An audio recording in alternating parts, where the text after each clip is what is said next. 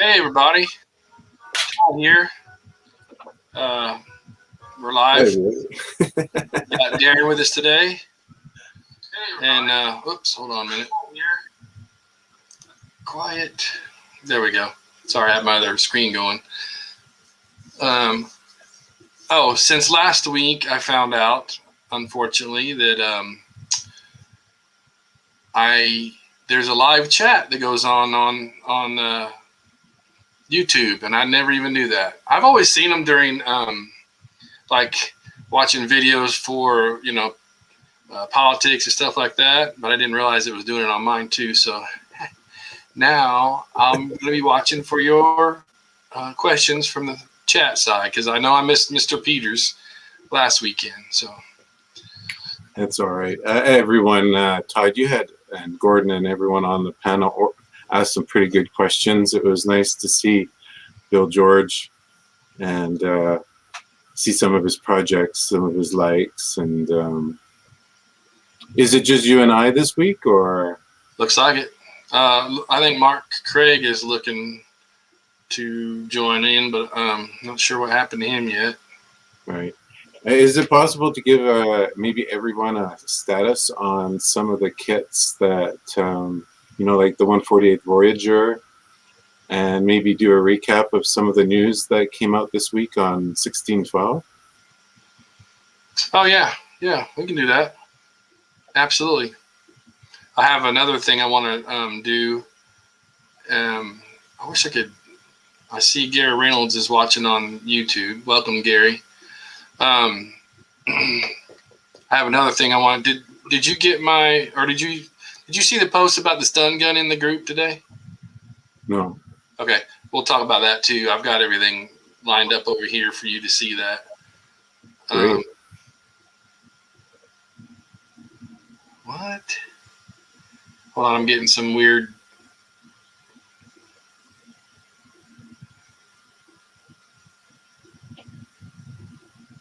I did go live. What are you doing, people? We're live, right? Yeah, because there's Gary. There's Neil. Hey, Neil. This thing is goofy. Some reason it went offline on props. Let me see if I can get it back up there.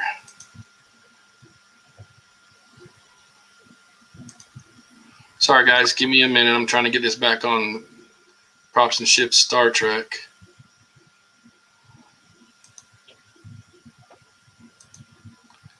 I don't know what's going on. StreamYard has lost one of my feeds. Oh, well. They can watch it on YouTube. All right, so let's get started. I got Darren Peters with me today, Mr. Owner of Eagle 3 and so much more. A few things. Yeah, I've got. I brought a little thing today to show you guys. A friend of mine. It's not 1999, but it's a prop. Okay. We're sci-fi. It's all sci-fi. Yeah. Welcome. So I guess you can recognize Maximilian. Yeah, Max. So this is actually studio scale.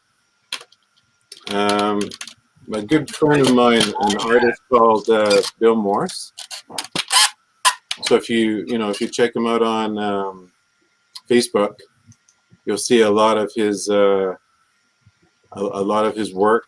It's amazing work.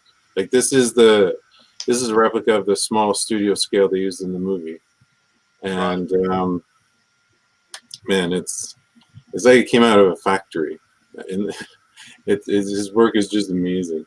So I thought he's been working on this for a couple years. It's been in the works. So I thought as soon as I got it, I'd share it with you guys. And again, if you want to support him, go check him out on Facebook. It's amazing.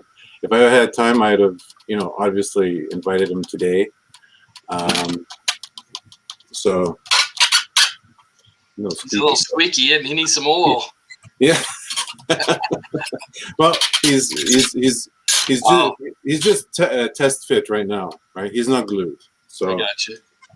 So you'd enjoy seeing something like that, Todd, and the group. Absolutely, that's cool.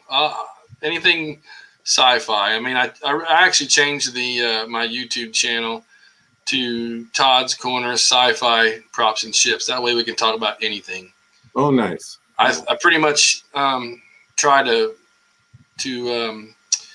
broadcast in both Props and Ships 1999 and Trek, but for some reason we're having a little trouble. I don't know what they. It's probably a checkbox. I know you've mentioned before. Yeah, I checked it and it was all good. And then it says, looks like this broadcast was deleted on Facebook. I didn't delete anything. No, I don't think so. Yeah.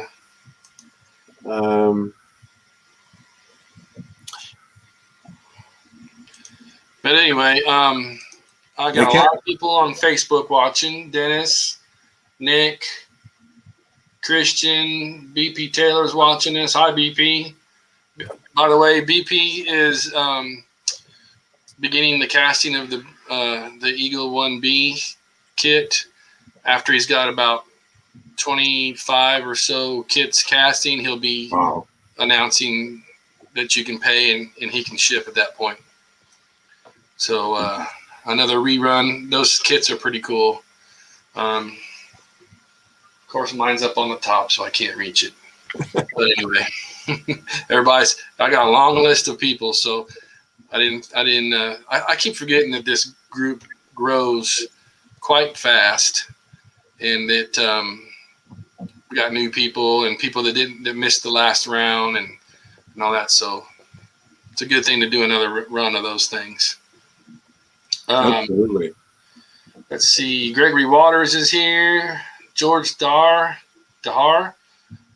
Hey, if I mess up your name, just shoot me a message. Curse me in the messages, not in the Facebook. Okay. Eric Longstreet's here. So yeah, welcome everybody.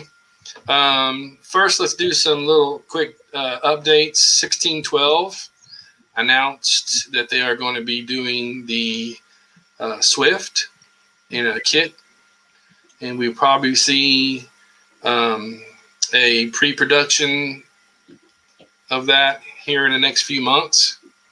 That's very interesting because other than Alex Dumas's kit, nobody else has ever done that kit. So that'll be interesting to see. I'm hoping that they make it as, what do you want to call it? Canon or close to the original, and even with the little radar thing in the middle, because that seems to be something of a miss. Yeah, I think Todd, they mentioned it was 1/72nd scale or 1/76 scale. Well, that's funny because scale always messes me up. I'm the old PE Eagles and the Product Enterprise, or that is the Product Enterprise, and the 1612s, I believe, are 187. I've had my encyclopedia JD Ryan tell me that over and over again. So the new 172, the real quote unquote 172 now, is the Eagle from round 2, and it's 14 inches long instead of 12. Mm-hmm. So that is what they're saying the real 172 is. But heck, we don't care. We just want the kits. Absolutely. So that is a huge deal. Go Steve Walker. Maybe Todd, they will be inspired once they do these small scale to do one that's in scale with the 44 or the 22 inch. Well, if sales are good. Yeah, sales are good. We'll see. But this thing's still bugging me. Guess all right. Anyway, yeah, I would love to see.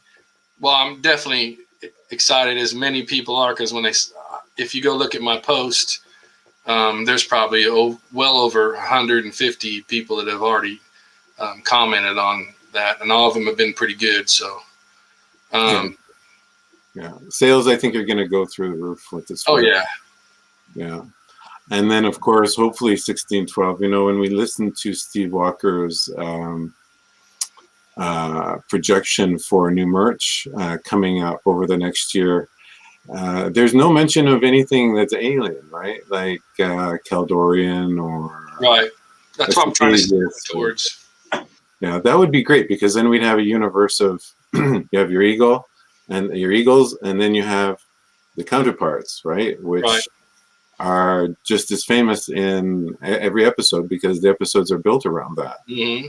That dynamic, right? Good guys, bad guys. So I think you said it best a couple episodes ago when you said, Darren, the aliens are coming. And if you can kind of, if everyone can just kind of write Steve a little note, because it does work. Yeah, he's like Jamie. Jamie's really come a long way, and so is Steve. They're listening to us. So it's just about the cost is all it is. Yeah. Can they sell enough to recoup and make a little bit of money? And we've got enough eagles, so it's time for some bad guys. I agree. Got to have some. But to finish up on the Eagle note, Todd, on 1612, it was just last week, I think, the pre-order for the 5-inch with electronic landing pad came out. Yeah. So I've jumped on, putting in an order for a couple of those. That's a great deal. When you think about if you were to price out each Eagle separately, or an Eagle with a landing pad, right? What they're asking for 5 Eagles and a landing pad is very reasonable.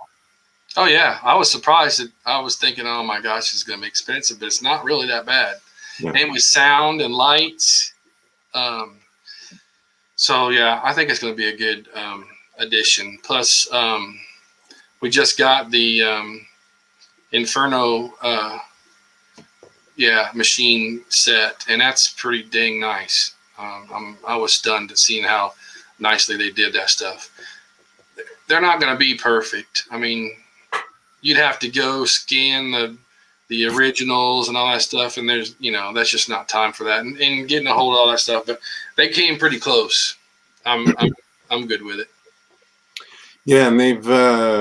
I think that their 124th line is they've got the Hawk. I haven't seen anyone unbox a Hawk yet from that line. They haven't released it yet.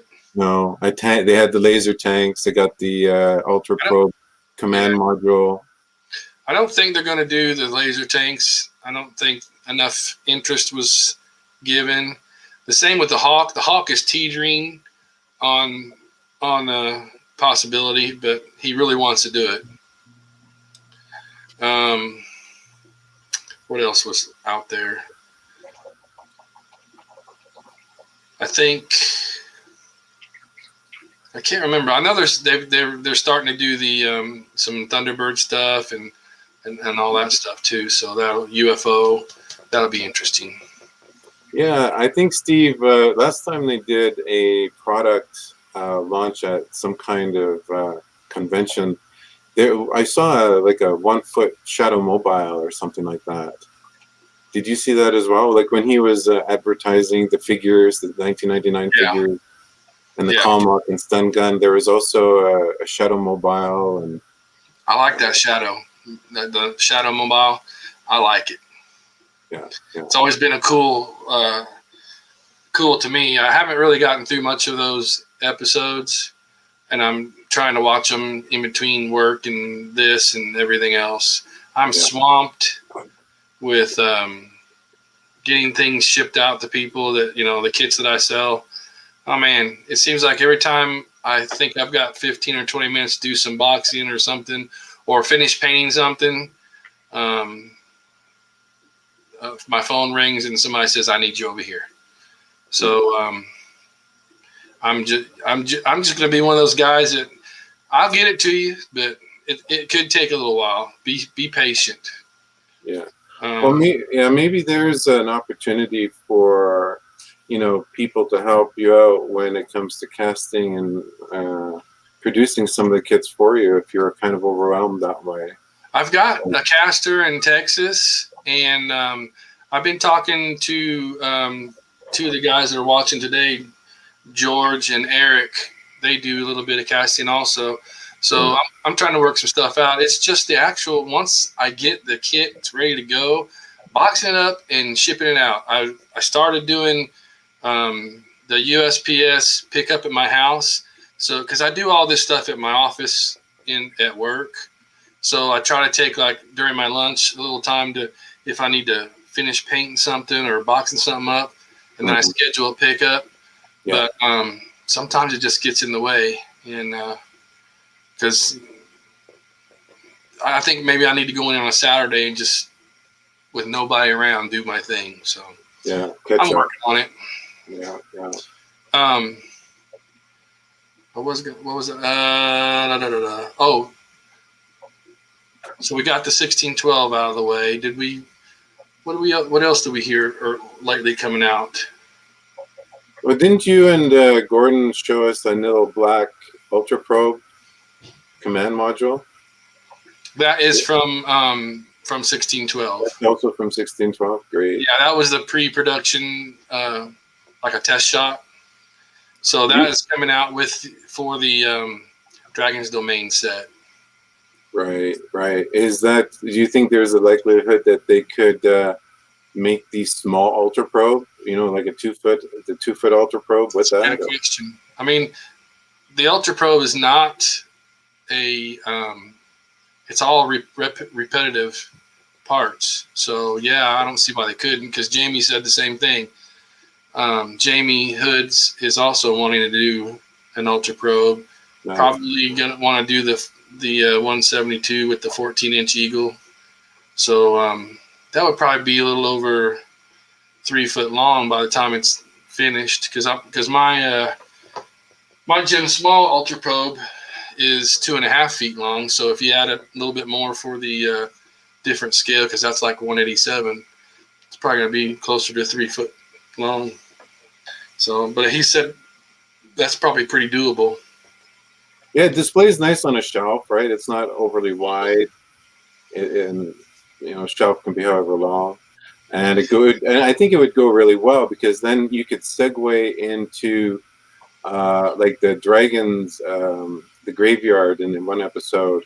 Oh yeah, the dragon ship, the one that docks with, right, with a monster that eats people, and it could segue really nicely into that, especially when they just released that new, like you said, that the Eagle where the head comes off.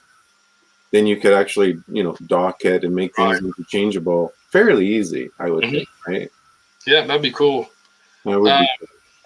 Yeah, I think that's what 1612 is going to be working themselves to, is more of those kinds of sets, because the diorama sets we've got, they're running out of things to do. So, like you said, I'm all for Eagles, right? Like I'm right there with you guys. And even it doesn't. You look in your collection, it's like I'm gonna add another 2 or 3 or 4, and it's like, on that note, when I get my 1612 44-inch, maybe we can do an unboxing for everybody. Yeah. Looks like Rick Idick joined us. Claude DeBoard from Ohio. Hi, Claude. Bernard Fathoms here. Jordan Smithy. Kevin Lawrence Perkins. Well, we got about 20, 25 people on right now. Oh, that's pretty good. I don't see on my site, Todd, on the StreamYard site, which has the chats, right, in the comments. I don't see anything being posted there, but I've got them. Neil Strawbridge mentioned that Mike Reeder is going to be milling some aluminum parts for the Comlock, and the big one is the end piece that has I guess it's an antenna, but it's also got some little holes in the bottom of it. Yeah. Yeah, I saw that posted earlier this week, and it looks really good. Mike's on top of things as usual. So always coming up with something new to keep digging in our pockets, isn't he?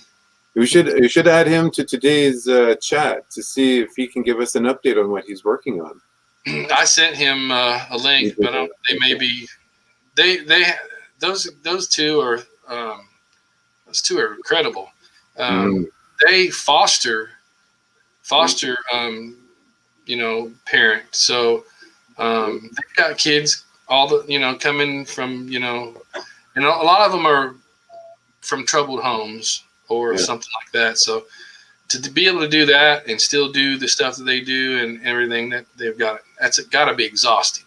Yeah, they have really big hearts. Anyone that can do that, I bow to them because it takes a lot of, I think, love and care and compassion for children to take children into your house and raise them as your own, and they definitely they have that love and that patience, and Right. and it comes through in whatever they do, like Debbie and Mike are team one, right? Like Right. they work so well. I talk to them, I try to talk to them once or twice a week or a couple times a month, and they're busy, but they do try to make time. I understand they're just inundated with work, right? And it can't be easy being he's the only machinist there, and hundreds of requests, right? Right. And no one ever gets one metal Eagle engine. They get four, and then they get 4 thrusters, and then they get 8 VTOLs, and then they get the CMD discs. So exactly, it's got to add up. Well, I've been all my older PE Eagles. I've been changing over everything aluminum, and I can put it on faster, and he can send it to me. I've probably got 10 or 15 of those, so I think I still have 6 or 8 of them still to do. So we were just talking the other day about getting those over to me, because normally they come here to my house on the way during the Wonderfest weekend. So they come in a day early, and we just hang out and go through all the goodies that they bring along, and then we load up, and it's because Wonderfest is only about an hour and a half from me. So they make a little trip from Canada, but with the COVID thing, we're all screwed with that. Yeah, they load up. I'm sure. I'd love to come down to Wonderfest, and I think the last stats I saw, the U.S. was at about 80% herd immunity. So we're not doing that well here in Canada. In my province, we're only at about 3.5% immunized, but they are making plans. My parents, I've made plans for them. We're on a list to get the vaccine. So, and they say, well, what vaccine should you get? It's like, whatever vaccine is available, just get it. Get it, yeah. As soon as possible. Seems like the one that's been out, and it's 94% or whatever, but I get 2 shots. There's another one that came out from, I think, Johnson & Johnson. It's single shot. It's just 1 shot. Yeah. I'm scheduled for mine this coming week, so. Well, I think once that happens, Todd, I think once that happens, Todd, we're going to be flying, and we're all going to want to travel, and it's going to be great, right? Everyone's going to want to get out. Big booming. People are going to be like, "Get me out of here! I want to go somewhere." So, any chance that getting back to 1612 for a second on any chance for a 22 or 44-inch glider? In scale with? Some reason I've heard, I think that we've talked about that before, but it's a good idea. I haven't seen. They've got the small one for the 12-inch. Mm-hmm. But again, if we catch them ahead of doing a prototype, I can just send them the dimensions. Right. Right, and then it's going to be exactly the way it should be, right? Correct. No artistic license. It's like you said, they don't always have time to do that. But if we can catch them or preempt them before they create that prototype, Speaking of which, I'm just going to go grab it, and we can do some close-ups for the people out there. Oh yeah, good. Okay.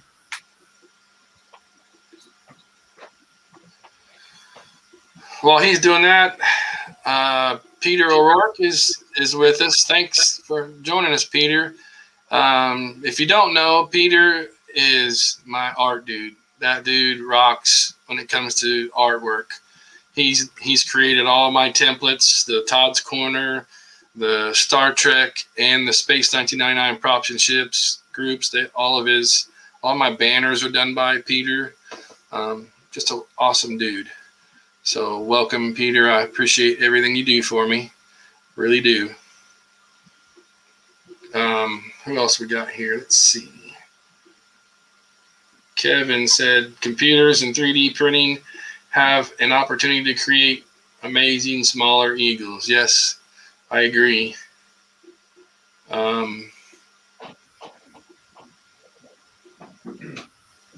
George Dahar says we could use hydro shrink to make the smaller parts. Yeah, we need to talk more about that because I don't know exactly anything about that, but I think that's the same thing that Alex Dumas used for some of his kits. So, yeah, that's a good idea. And Alex is in Canada also, right? Yeah, he's in Canada. Yeah. I'd like to get him on the show one day. He's a really nice guy. He's helped me quite a bit, and he also has the kit and the masters for the 12-inch 187 scale landing pad and docking bay. So if you're looking for one of those, you've seen mine, I'm sure. If you haven't, I'll put some pictures of it later, but it's pretty nice. Jim Small created the masters for that, and then sold it off to Alex, and now Alex sells them along with his awesome Swift. Yeah, Alex does great work. You know, like I said, he used that shrinking. I think it was when he adds some kind of alcohol or rubbing alcohol or something to the mix, and then it just keeps shrinking and shrinking down and down and down, and you end up with such high quality that if get him to do all the prototypes, we'd be one happy 1999 now. I'm telling you, he's busy raising family right now, so he's in the few times I've talked to him, he said he just doesn't have the time to, because he would like to do a Super Swift, and I would like him to do a Super Swift, but he's extremely busy with the family right now, so he just barely keeps up with what he's doing now. I think he's slowed down quite a bit. I think a lot of people, now that the weather is going to start getting nicer, and because they've been isolated through this COVID thing over the winter, they're going to be itching to get outside a lot more, and so hopefully they talking about information though. I brought the glider for you guys, so I don't know if you can. Hold on, let me put you up front here. There you go. So you can see the Martin. This is the one he did for the episode where Maya and Helena crash on the planet. But that's cool. And even to this day, it just looks like, it doesn't matter how close you get to it, it just looks like it's new, right? Like the guy Martin, like I said before, he does such great work that that's awesome. It's just amazing. I know I think a friend of mine, Steve Paul Platt, is he a member of this group too? He is. He pops in once in a while, but I haven't heard much from him lately. Because he actually produces a kit. And here, let me grab that. I'll do a comparison for you. So it's actually really, it's just a garage kit, but he does such, he's never seen the original in person yet. Let's see. So, okay, which is which here? Yeah, exactly. So he's, this is the original, right? And this is Steve's. And this is Steve's, right? He's that's pretty good. he's definitely got the profile down, Mm-hmm. right? And uh, Cockpit's a little bit long on his, but yeah. yeah, Or well, maybe it it's could be. I think it's just because it doesn't have like the white trim painting. to it, Yeah, and yeah, you're probably right. and again, that is a clear vacuum form piece that he makes for that kit, right? That's awesome. So you could put a figure in there if you wanted to, and everything's backwards on this thing. Yeah, he's got it pretty close. Yeah, and of course I've just glued quickly the wings on, right? They're not positioned exactly properly, but just to give you an idea, um, yeah, he's done a great job. So if you're looking for something like that, a glider to go with your 44, and again, like I said to you before, Todd and Gordon, if you guys need any dimensions or photographs, or because you're planning on, you know, making one yourself, Yeah, that's pretty sweet. don't hesitate to maybe drop me a line, and I'll see what I can do. Right on. Yeah, I plan on hitting you up for some stuff. I just haven't had time to write it down and figure out what I want. I need to get the things got all my irons in the fire, done Yeah, before I move on to something new. yeah, yeah. You strike me as having a lot of things, uh, up in the air right now, and Mm-hmm. it's production, it's marketing, it's boxing, it's shipping, it's Yeah. new development, it's learning this social media. It's all a learning curve, isn't it? Oh yeah. This is one of the things I enjoy the most, getting ready, being able to talk to people like you, and having all these people joining in on the podcast. It's pretty cool, and that's why I wanted to move this down to my collectible room, so I had a good background. Mm-hmm. My bedroom felt kind of weird, so I moved it down here, and now I've got all this stuff behind me. It looks like, hey, Well, that's I heard what's that behind I heard that you had a Star Trek site, but since you've rebranded this kind of as sci-fi, this is gonna be the all-in-one, or? Yeah, I think that we can talk about anything here. I want to. It doesn't matter.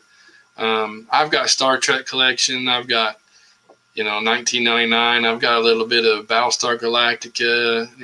The old one. Yeah, I've even got some Blake 7 and stuff like that. So not very much, but I mean some sure. some cool stuff. And I'm always adding little things here and there. 1999 was my. I did 1999 the props and ships group because nobody had done it. I mean, there were so many Star Trek groups out there. There's even Blake 7 groups and stuff like that. Nobody had a real model type or ships or props and ships group for 1999. That's why I chose to do that. Yeah, yeah. And it's I've been got huge. some. Yeah, I've got some original Trek props, but I know you're a classic. Like, I like classic too. It's just, who can afford $100,000 for a 4-inch phaser, right? It's so, you kind of gotta, but I think our last on episode 3 we talked about my visit to Greg Jean's shop in LA, and I brought back some props from him. I'll just go grab those so we can show the viewers. Okay.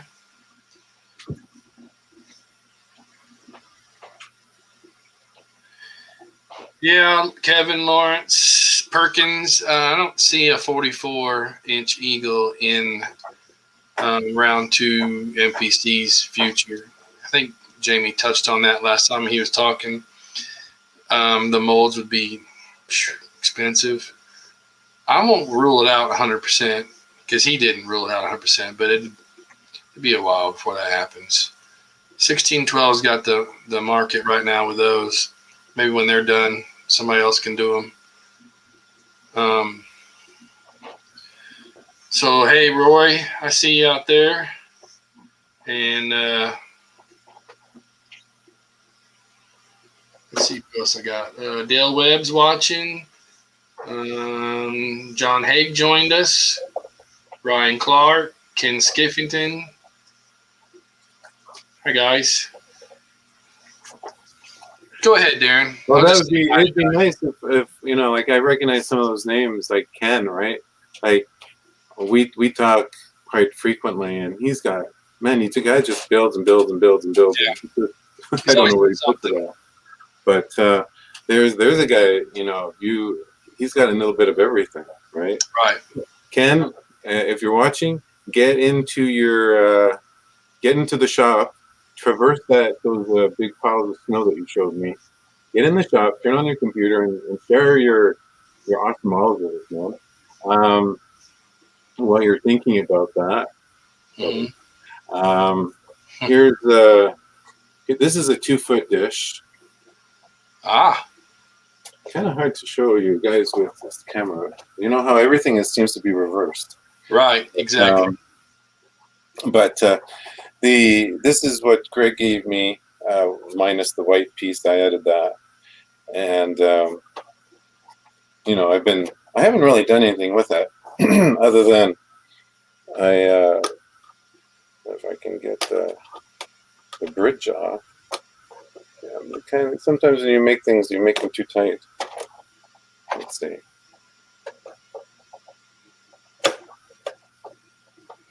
Don't break it. No. No, I tried to emulate the 6-foot version. Oh yeah. So I put in a aluminum that goes right through to the bottom to the captain's yacht. I gotcha. So yeah, so this is a 2-foot. They come as black vacuform. So this came on a big sheet that had to be trimmed. You know, that's interesting. But it looks a lot better, you know, as a dish than a vacuform plate. So that's what I did. And then the other thing he gave me is, you might recognize this. This is the Anisol off a 4-foot version. Wow. So it's quite interesting because, as you can tell, it's hollow. It's hollow, but it's strong. It's a fiberglass. It's some kind of you know, it's got either micro balloons or it's got a fine fiber that I can't detect, but it allows the light to pass through it, right? So if you put a light in there, it would work. And you know, there's other things too, but I can't take them off the wall right now to right to show you. But like I come an original decal sheet, which is kind of funny because when you look at it, it's about 2.5 by 3 feet, and it's got Cobra Commander and little Cobra GI Joe emblems embedded in it. So obviously at the time Greg had done some work for the GI Joe movie franchise. That's cool. Looks like this is cool. So my daughter-in-law and my granddaughter are watching us today. Hi Stephanie. Hi Katie Poo.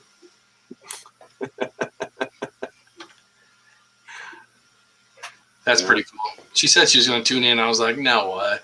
You don't like sci-fi stuff. Oh, yeah.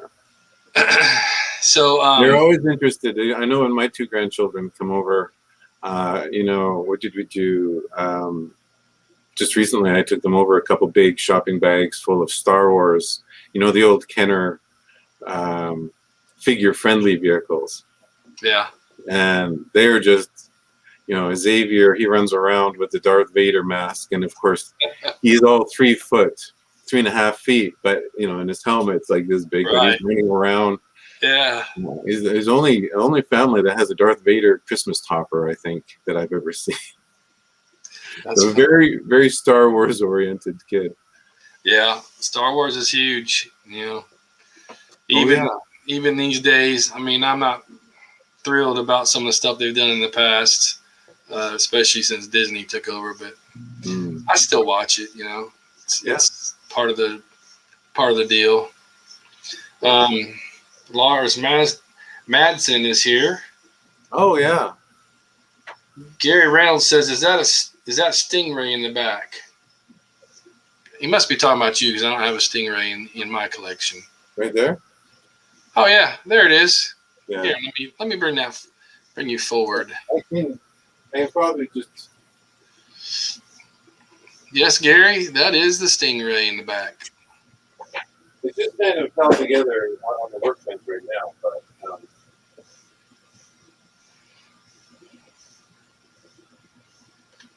I don't know how you show this. There you go. That's perfect. So that's a in progress Stingray. Yeah, this is from a shell that I don't know how true the story goes, but apparently I got this one from Japan. The guy from the UK who had got it was a collector, and he had the Titan puppet from Stingray, and I think I had a Marina, and this, and he had said that this was off the studio scale or something like that, or since then I know another UK model builder. He had done the rotor at the back, and I think the conning tower, but I think the body. Mamas? No. This was a long time ago. Oh, okay. This was back in Tony James' time. Oh, okay. And so yeah, this I got to get to this guy because he definitely deserves some attention. But another thing, it did. Let's see, Eagle Moss. Thanks, Peter, for reminding me of that. I was going to look up.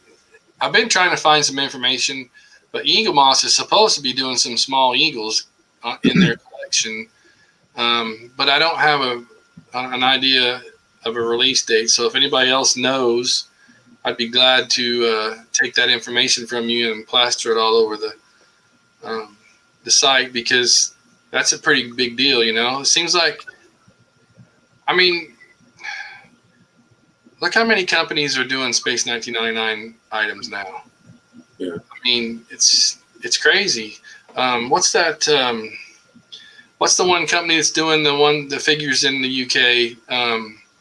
1612 is doing some, but is it Big Chief or something like that? Yeah, I ordered that Big Chief, the Commander Koenig, a year ago, and it's been on hold. So supposedly it's going to be released this year, but you know, we got 1612, we got Big Chief, we got now Eagle Moss, we got round 2, and you know, all of us garage kit people are also doing things. You know, Alex Jackson in the UK has been huge on stun guns and comm locks for cosplay and stuff like that. And you know, Jim Small back in the day, Small Artworks. But now, within the last 5 years, it's just booming. It's just booming, and we're all in one big place, and we're all telling them what we want now. So hey, I mean, I think it's great for the fans. oh yeah, I don't think Todd, you know, if you go back even 5 or 10, maybe 10, 15, 20 years, I remember just much longer than that, maybe 30, 35 years, thinking, you know, what would it be like to get one built, get an Eagle built, right? And at the time, my quotes, like when I talked to space models in the UK who did the original Space 99 Eagle and a lot of the Thunderbird models, they quoted me like 9,000 pounds for something that was 12 inches long. True. And you know, 9,000 pounds is, you know, that's a lot of coin, right? That's like 15,000 US, right? Yeah. So, you know, and who would have thought today for a fraction of that price, you know, yeah, okay, when you start buying 20, 30 of them, it starts to add up real quick. Yeah. But for the average person that just wants to have a, you know, one on the shelf, really, you're getting a lot of value for your money. Right? Exactly. You know, Yeah. and I think I kind of, with the last episode when you had said, you know, some people, you know, they don't realize the amount of effort and research and tooling, how much a tooling is to get done for a model is hundreds of thousands of dollars, right? Multiples of that. And so when you can reach out and spend $100 or $200 on a replica that it's almost screen accurate, right? Mm-hmm. Yeah, you can only expect so much from a 12-inch model, but still, it looks great. And the bigger they get, the better the details are. But for that, I understand what people say about, let's say 1612. They put an eagle in every kit. Well, there's a reason for that. They've already got, you know, the molds and masters for that. So why not? On top of that, not everybody is going to, you know, collect every set. So that gives everybody a chance to say, well, I'm going to get one, and I really liked, you know, Dragon's Domain, so I'm going to buy that one. Mm-hmm. You know, so it can get expensive, and sometimes there's people out there that just can't afford them. I feel for them. I wish there was something else we could do differently, but I mean, they still have to make money to stay in business. That's the problem. You know, the last company, which was Product Enterprise, or no, actually it was what was it? Replicas. Master Replicas? No, it was the company. 1612 was Product Enterprise. Yeah, Product Enterprise. Then it went to something Iconic Replicas, and both of those companies tanked because I believe they tried to do too much at one time and too many kits. When they did the 23-inch Eagles, you know, they made so many of them that they were selling them off at the end for nearly nothing. And that put them in bankruptcy. They had a few problems with the spines too. So when you have a problem like that and having to replace Eagles and stuff like that, that could be. But I think that they just went too much at once. Yeah. If they're stuck with some things and then moved into the 23-inch Eagles or whatever, I mean, that's my opinion. I've heard some of that from that's what Steve Walker does not want to happen. So, you know, they went out on a limb and did these 44-inch Eagles, and they're nearly $3,000. But to have somebody build you a 44-inch Eagle in brass with all the parts and correct parts, it'll cost you $2,000 just for the pieces and parts. That doesn't include soldering all of the cages and the spine and everything. So that is a good price for a 44-inch Eagle. It really is. And whether you can afford it or not, that is a good price. Those 1612s are also, they're steel welded. They're not brass. Right. So you're getting something that's a bit, you know, it's durable. It's like Eagle 3 that I have, right? Mm-hmm. Like, isn't that the framework's never broken? Not one piece on it's ever been touched up, the framework, right? And there's a reason for that, because steel, you know, typically welded steel, it's not coming apart. Right. And it's solid steel, right? If I read the advert correctly. So I agree with you. It's a good deal. It's a good bargain for people to jump on board. I'm glad that they decided for the Little Eagles to go with the 5-inch, because when I owned the original 5-inch, people were saying it was 5.5 inches, it's 5 3/4 inches, and I'm like, here's a ruler, and I'm looking, you know, here's a picture, and there's the 5-inch mark. So I'm glad that they actually decided to go with the 5-inch, because then when you've got it in your hand, and you know, it's something that you can identify. There's a shot with Brian holding the 5-inch in front of Era's shuttle, right? Right. With the mouth open. And That's kind of nice. Oh yeah, you've got that. You're going to show us maybe. It's in need of repair, but I would love to see one of these come out. Oh yes. Smile. Yeah, this was made by Teru. Yamada. Yeah, you're right. It's hard to do the camera things. But I'm gonna try and get this worked on and get some stuff fixed. But if somebody would do this like round 2, this should be a relatively easy ship to build, to do a kit in. You know what I mean? Yeah. Then there's the back. Where are you, camera? Oh, nice. So it's missing a few things. I'm gonna try and get them repaired. You know, just in shipping and everything, it got damaged. Now you just need a little eagle, Todd. Right. For this one, I mean, that would have to be a really small eagle. Yeah, probably about a 2 inch.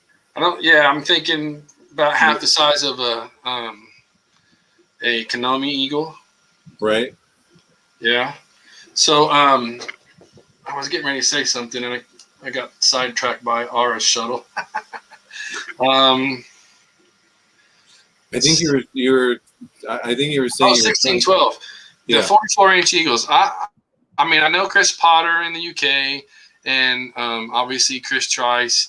Chris Potter has built several 44-inch eagles, and he will attest to that. The parts are nearly most of the build. And then if you're putting your own labor into it, obviously you're not going to spend $3,000, but that's also your time included. So if you're having it commissioned, you're going to be paying for labor. So for 1612 to do them at, $2,800 or whatever it is, 35 pound, 100 pounds. I can't remember what it is, but it's not a bad price. Yeah, it's for the lab pod it was like 2,900 or 2,800 pound, and in Canadian that works out to just about 6,500. Right. But still, if you couldn't commission that. Exactly. For that. So, and if you could, the poor guy would be working for pennies. So yeah, for damn near nothing. Yeah. So that's 1612. They're doing what they can, and I think Steve is doing a good job at keeping the company lean and still bringing us kits. Because if he doesn't sell them and make money, they're just going to go belly up again, and I know that's not what he wants to do. Well, the nice thing about the 1612 is, like you said, they're getting into the figures, and that opens up a whole new area of perhaps a moon buggy that's in scale with the figures. Right. It displayed perfectly, and I think it's a pretty recognizable part of Space 1999. Like if you get a good, the moon buggy has to have the right shape again. It's like, if you do a 44-inch Eagle, you got to have a good-looking command module. Right. Otherwise, without a good-looking command module, the whole thing kind of looks off a bit somehow. The 23-inch Eagles were way off. We all know this. But at that point, it was an Eagle, and we all wanted an Eagle. I mean, of that scale. Yeah. The good thing about the 23-inch is that it's very durable. So you could grab it by the back, by the middle, by the front, and because it was joined right through, right? Mm-hmm. That it's definitely durable. Because I have one of the lab ones, and yeah, you ain't gonna break that anytime soon. Those were the lab ones are one of the ones that had the problems with the droopy spine. I had one. Well, no, it wasn't so much a manufacturing issue with the spine. It was when they assembled it. They assembled it. The space, I believe, on the lab pod was such that it binded it, right? So it kind of looked a little twisted, mm-hmm. and all it took was like a piece of, not even a penny's worth of styrene, a small strip of styrene to wedge it in there, and it totally straightened it out. So I wish I had known that when I had mine. for those for those people that got rid of theirs, and for that issue, I had a regular transporter version. I traded it to a friend of mine in Edmonton a couple of weeks back, and now I wish, I should have kept it, because the model kit, even the pre-assembled, they're perfect detail wise, Yeah. but they're a little on the fragile side. Like Right. when you take the middle pod out, you're pretty much taking out a lot of its integrity, structural integrity. Yeah. So I'd have liked to see maybe even just the top spine replaced with like if they can do a 44-inch spine out of steel, maybe do some kind of, I don't know, steel insert or a top spine, or have it as an option, right? Hmm. Because if I could get a top spine out of metal for all those, I would replace all of them, right? Right. Just for the durability. When it's 11 inches, they're plenty strong, Hmm. right? The other thing too I'd like to see is the I don't know if they have it for the 44. I didn't see it. Maybe you did, Todd. For the nuclear mine canisters, they have the magnet that lowers down and Yeah. clicks on the canister and hauls it away, right? Hmm. It'd be nice to have something like that as a separate purchased item, right? Canisters is because they do produce all these things out of a die, Right. and they're on their own trees already. Do we need them assembled? Not necessarily. So then maybe there's an accessories like the grab arm, right? Yeah. That comes, that in Exiles it grabs one of the orange coffins, Hmm. right? Another accessory, right? 1/24th scale mine to go with your 1/24 scale eagles. Yeah. I'm actually trying to get that done myself, because I've got the 1/87th scale for the original 12-inch Eagles, and I've got the behind me up there. You can see it right there is my 1/48th mine from Mr. J.D. Ryan himself.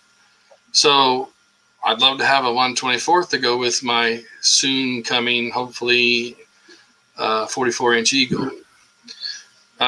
What did happen? Let's see, on my Eagles for the that have the cargo Eagles, they have magnets in them. So, and then I've got them in the tops of some of the canisters, so they'll pick them up.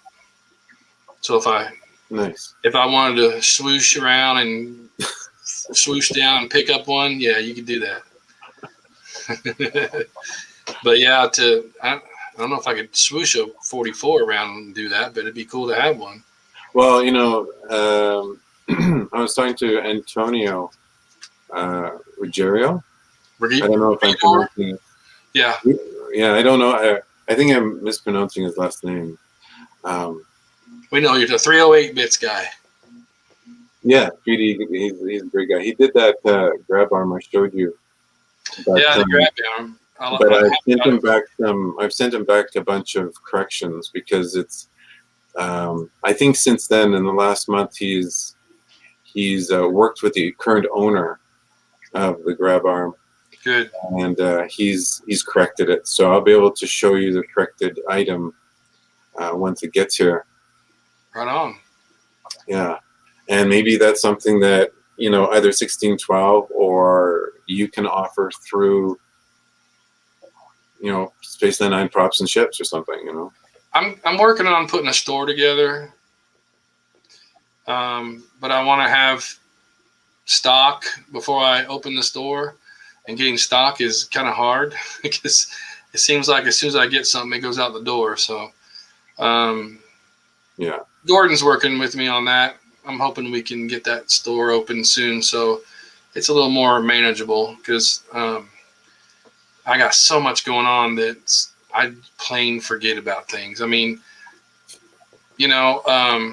honestly, I've totally forgotten about a few things that I was supposed to send out, to even like Chris Trice. You know, that was my fault. I put the label on it and put it under my shelf down below me. 2 months later, hey, where's my stuff? Oh, crappy. Yeah, so I'm trying to do a log, write things down as I send them out, and that way I can look down and see. But I've got stuff on eBay, but that's why I'm trying to start the store, to get my stuff off eBay, because eBay's killing me in cost. PayPal's killing me in costs. I mean, once they dip everything they're taking out of you, you're doing it for damn near free, you know, or I have to bump the price up so high. Yeah. And then people are turned off by that. So it's definitely a, I don't know how to explain it, but it's a job to even everything out to where you still make enough profit to reinvest. Because that's what I do. I take that money and reinvest it and send and say, hey, I need more side-on kits, or I need more of this. I'd like to start doing this. I've got so many masters and everything sitting. I've got a 124 scale UPCM that I got from the UK from, I can never remember names when I need it, but I think you know him. Thank you. Is it Gareth? No. I suck at this. I could picture his face and everything, right. But he made a run a while back, and I'll remember his name here in a few minutes. And I'm sorry. Yeah, no, I have one of those. I don't have that one, but I have one that I bought years ago. Oh yeah, that's a big one. This was, I guess, from a guy in the U.S. Really? Who had produced this, and he did a great job. Is it accurate? Yeah, is it accurate? Well, there are replicas. Right. And then you're going to mold off the original. Right. To the eye, it's good. Right. It's got a good shape to it. It's strong. Like. Yeah, getting the. I gotta remember his damn name. It's gonna drive me crazy now. Hey, Dave Howard. Andrew Grimshaw. Thank you, Dave. You the man. Yeah. Andrew Grimshaw. I bought the molds and masters of the one he did. But he did it in fiberglass. In my caster that I have now, doesn't want to do it in fiberglass. So he wants to remake the molds, which I paid for the molds and stuff. So I'm like, ooh, that's a lot of money. Yeah. So that's holding me up on that one. Thanks, Dave. You saved my ass. I know Andy. He was part one of the AB models. So. Well, he's doing some. We should have him. You should send him a link and pull him in today, because the guy's done a lot of cool replicas and Anderson scale replicas that just would blow people away if they saw. Oh yeah, he's got. I don't think he gets 44-inch launch pad. That's crazy. Yeah, I think he even did a large 124 scale ultra probe. He was working on one, but I believe he sold it because he needed the room for this new launch pad. I was going to buy that that ultra probe, and by the time I would have shipped it over here, I'd have been bankrupt. Well, that's funny, Todd, because that would have meant at some point you and I both, because I was interested in finishing it, right? And I didn't need the wood because I would have made all the framework out of metal, but to get it over here, we were looking at 1,000 pounds plus. Oh, easy, yeah, stupid numbers, right? So that's out. That killed me. Yeah, that killed me right there. I had what he wanted to buy the shit, but boxing it up and sending it was ridiculous. Yeah, it was the shipping. But I think he's also done things like Fab One. Oh yeah, Fab One. Like I'll get Andrew on if he'll do it. You know, I've invited a few people like Andrew, and they're more to themselves, and it's not their cup of tea. So I respect that, but to get some of those guys on here would be awesome because of their all their good stuff. well, I think Todd, since I don't know the technical changes that you've made to this chat, but you've made some technical changes that make it so much easier for people to join. You know, when I first tried to join in episode 3, it was a little bit more involved, and Right. now you just send the link. Person just has to click on the link, and Mm-hmm. you add them, right? Right. So I would encourage everyone. You know, if we were there in person at a convention, we'd all sit down and eat together, have a drink together, and talk and chat. And this is a great way, even though we can't do that in person right now. Right. It's a great way to do that, right? Well, I mean, you're in Canada and I'm in the U.S. This is totally this is just totally cool. Yeah. So, yeah. You know, like people like Jim Small, Ken, Chris, you know, in the UK, and what's the guy you mentioned that had built quite a few? I can see his picture in my head too. James. Chris Potter. Chris Potter, because that's what I'm thinking of. You know, maybe he's getting moved. Send out 10 invitations, and if 2 show up, well, yeah, it's like any other party, right? You send out 100, you're lucky if you get exactly 20 or 30% return on that.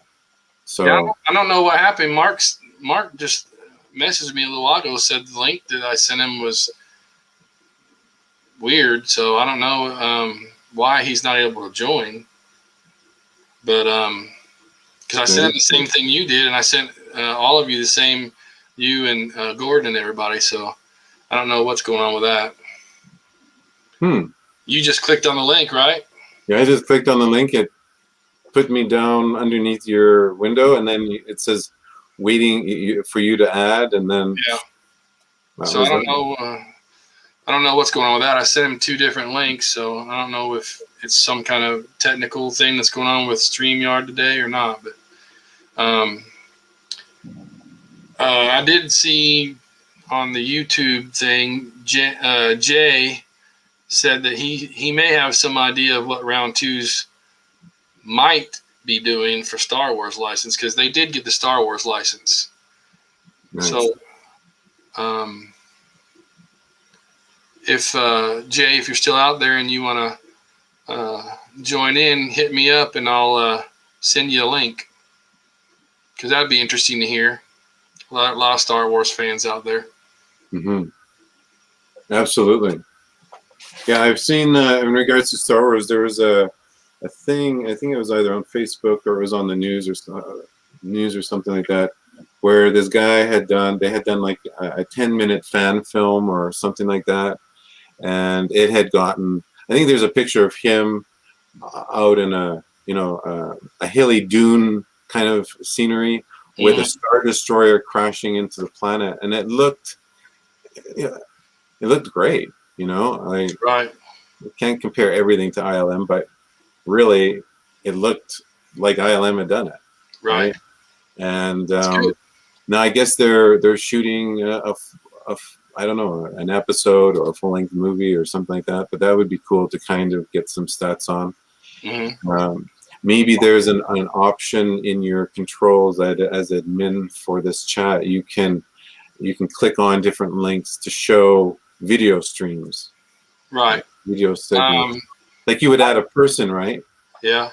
And they would pull up like a window for a person, and then you could play like that video.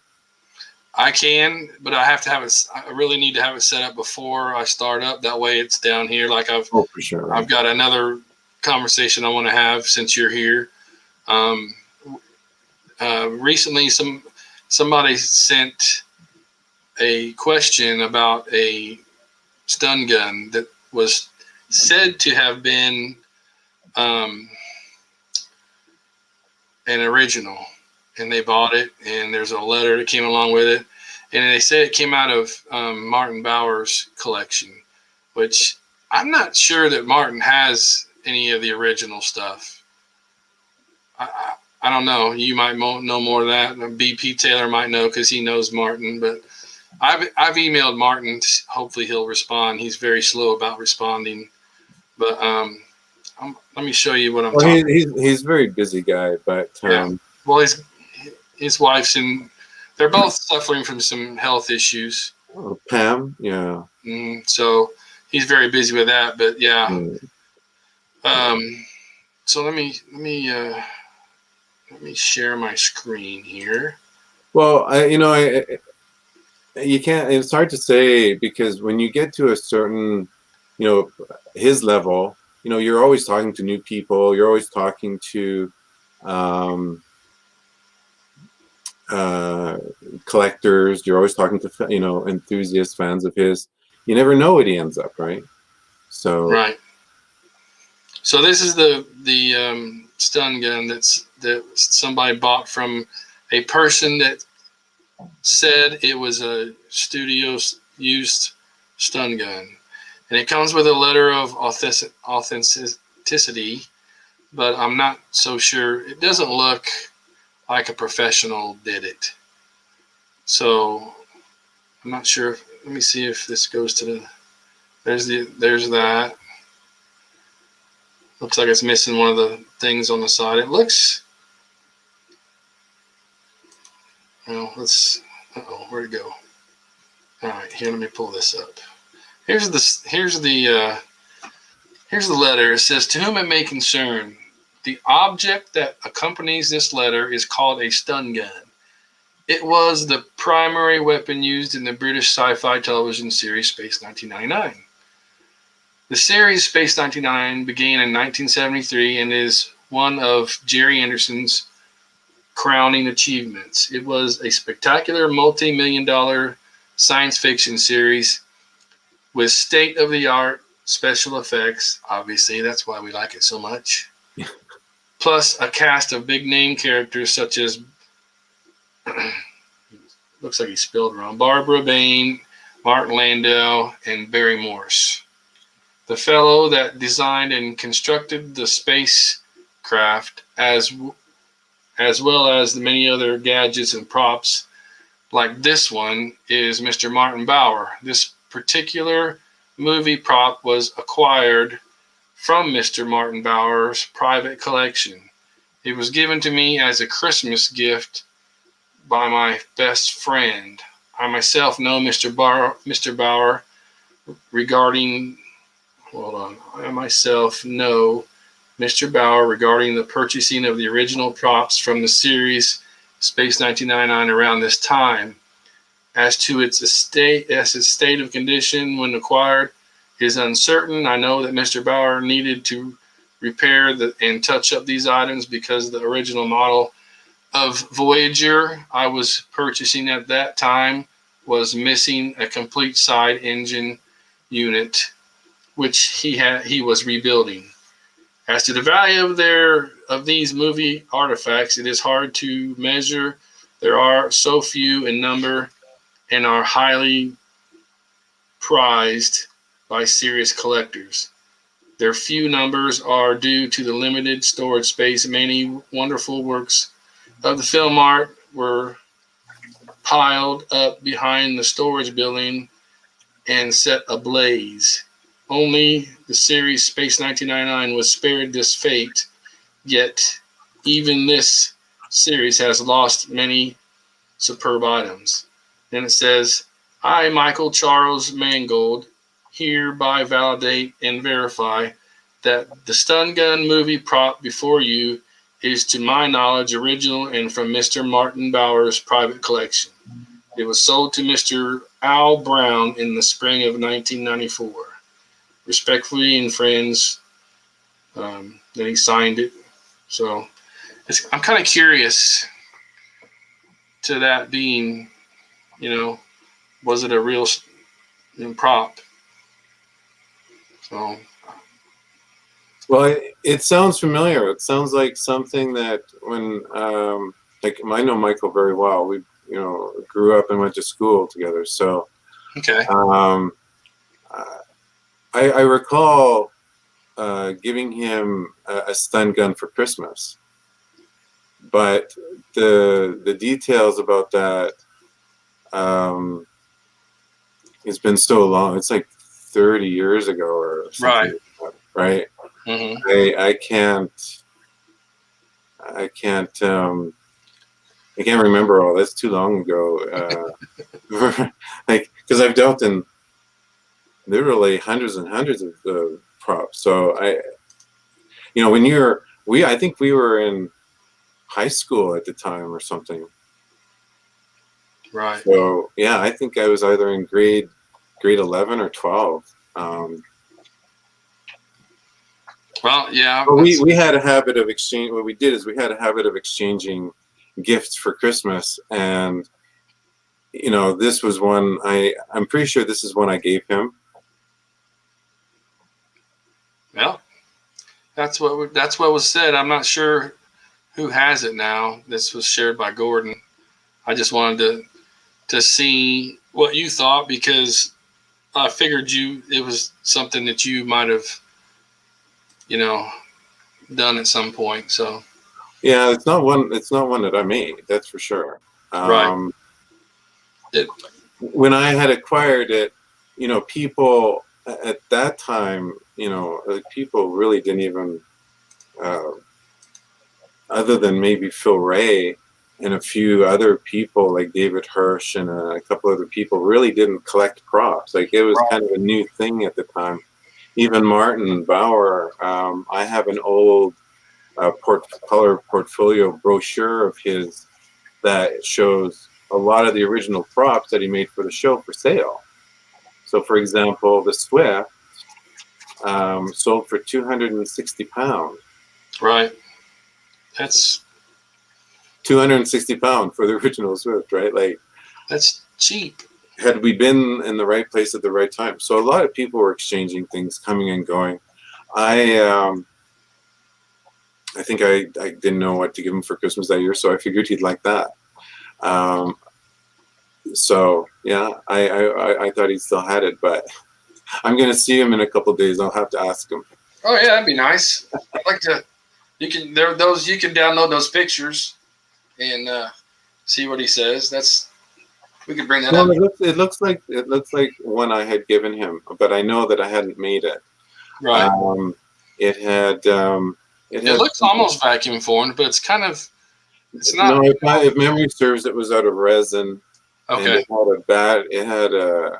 had a battery in the handle, but it had some damage to it, and I think I had just puttied the battery door closed. It just it is a nice piece because at the time there were no stun guns out, right? No one made replicas at that time, Right. right? So I got. I think this one came from. It's either. I have to look in my notes because I do keep all my correspondence. Whether it was with Martin, Chris Trice, Jim Small. I have all my emails and all my documents, so we'll check into that. Cool. That sounds good. That'll work. That'll be interesting to talk about later. Yeah. Um. So let's go over to Facebook. See what's going on in. Any questions for anybody? Anybody want to see anything in Darren's collection back there? I know we showed the Stingray. Um, next, just here's a plug. But next week I'm going to have Alfred Wong on. He's a very good model builder and creator. He does. Actually, I got the side-on masters and molds from him, so it's pretty good. Pretty good little kit. But even the airplanes that he does are fantastic. I mean, I love the military planes and jets and stuff like that. I just don't have the room for them. But he does excellent work on whatever he does. He did a couple eagles for JC or over there in Canada. Nice stuff. So I'm looking forward to talking to him. He's very detailed and as far as painting and everything. Yeah, I purchased some of his kits off SMT here. Mm-hmm. I'll call in before, and I still have some of those. But yeah, he in a time when the garage kit, I think industry was really just launching. I wasn't part of it, but I as a buyer, I can resonate with you and Gordon and a lot of your audience that we just wanted to have the product. And Alfred's one of those people that through opportunities, through call like SMT and other companies, he stepped up and built patterns, right? And kits were born and went out everywhere. And he did a hawk kit, which they called the hawk buteo or something like that. He didn't want to get any problems with infringing on rights, but it's a nice kit. And when he brought it out, that was in the 90s. There wasn't the internet, there wasn't the information out there. So for what little bit of information he had, that was a pretty nice kit. Yeah, I've got two of them. Yeah, when you said hawk, my mind went to the Buck Rogers hawk. Oh yeah, he did. Yeah, he does some of that stuff too. And he did a hawk for the character called Hawk in Buck Rogers in the 25th century. Right. And that's one that I'd like to see come back because sometimes patterns are made by Alfred and they go to a new manufacturer and a certain amount of kits are produced and then they stop while like Alfred he's quick and he gets the product done, and that I'm sure he's always busy, so it'd be nice to see him next week on the channel. Yeah, I'm looking forward to it. He agreed right away to it. He didn't have any problem with it. He couldn't do it this weekend, and so next weekend it'll be nice to talk with him. He's done a few of my builds also, so I'm looking forward to that. So that's a little preview to next week's show. I'm still trying to. I'd like to get Martin Bauer, and I need to get in contact with Brian Johnson. So I'm still working on that stuff. I'd like to do like at least one guy like Martin or like the Bill George a month. That's interesting stuff. Right. Speaking of adding people, you can tell who's all joined today, right? Some of them, yeah. Oh, okay. Is Michael on? Reader? No, Mangold? No. No, okay. Because he's got a bunch. When he went over, he flew over and met Jerry Anderson and the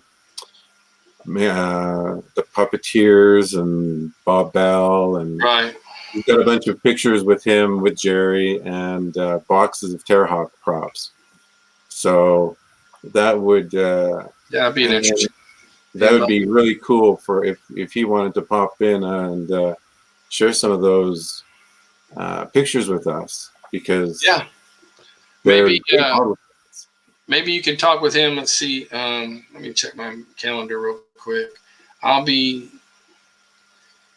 Where are we? So on the 28th of March, I'll be visiting my dad in Florida, so I won't be having a show that weekend. So maybe you can talk him into the 21st. Maybe you and him can jump in, and we'll do a little show with him. That'd be pretty neat. I've never talked to him. I don't even know if he's in our group. So to bring him into this tight group would be pretty cool. It would be. Well, he used to have. He's over here in Canada, and you may have heard Trek Cetera, right? He used to run that with Devin, and now he's got. I think he's got Parker Puppet, and stuff Parker. like that. I want So a Parker puppet so bad. It's I got into a what do you call it, a charity thing that the All Sections Alpha guys do all the time, and it had a Parker in there, and I was really hoping for that win. wow. Carl Sterling Stewart, he does puppet work and awesome stuff. I would like to get him in on this show too. But yeah, he said he'd do me a Carl puppet one day. So one of these days I'll have one. Well, yeah, there's a few people then, probably like Chris King, right? I've heard that name before. Where do I know that from? Because he does a lot. He's very well known in the UK for restoring original Captain Scarlet and Thunderbird puppets. Yeah. I need to make a list of people I want to contact. I still want to get Nick Alder. I think that would be I think he has answers to questions that Brian can't remember, that a lot of us have. So I think that would be an awesome interview. Mm-hmm. He's seen my messages. He just hasn't replied. I don't know what's he doesn't want to mess with it or what. But if anybody out there knows Nick personally and can, get him to talk to me. Well, what about someone like so there's Chris King, Chris Potter, Chris, or on the Chris's, there's Chris Trice, right? Chris just said it's not his cup of tea, but I'm still working on him. Even if I do like a podcast with him where it's not like a live video, just do an interview on podcast and then we'll play it live. So, well, being a professional model maker and having access to the original models as he has over the years, right? Mm-hmm. I think he would definitely have a lot of tips and observations to share with the group. I bet, yeah. Right, just like Chris King and his puppets, restoring the original eyes and mouth and joints. Michael would know a lot about that too because he was friends with Christine Glanville when he went over and met her, and I think they stayed in touch for a while. So he's currently building some puppets, and so he could give the group some tips as well. How to proceed in that successfully, right? Where to buy eyes from. There's a few people. Vaughn, my friend, he's actually. Let me just see if I can look to see if he's online. Again, just Vaughn Harriet, right? It's let me see if I can. I'll just type in the chat. I'll send you the name later, and maybe I'll ask him because his work is amazing as well, right? I'm gonna get some of the builders. Dave. Speaking of Dave Howard, he's one hell of a builder. I've watched his work for quite a while now. So popping some of these guys in and out, having 2 or 3 of these guys once in a while. Well, I see, isn't Mark on? Not Mark Meyer, but Mark Craig? Yeah. He's somewhere in here. I don't know what happened. I messaged him the link twice, and he hasn't joined, so I don't know if he's having some difficulties or what. Yeah. Wow. It's nice to see his stuff. I asked him after you sent me his link. I said, "Are you going to do some Space 1999 figures?" And he sent me a bunch of diorama photos that were just great from UFO. Oh yeah. He's having fun too. Yeah, he's great at doing dioramas. Yeah. Mark, jump on! Come on. I know he's probably watching TV in his Time Lord hat or something. Come on. This is the good thing about having two screens. I can do stuff while we're talking and look, see what's going on. Where did I go? Come on.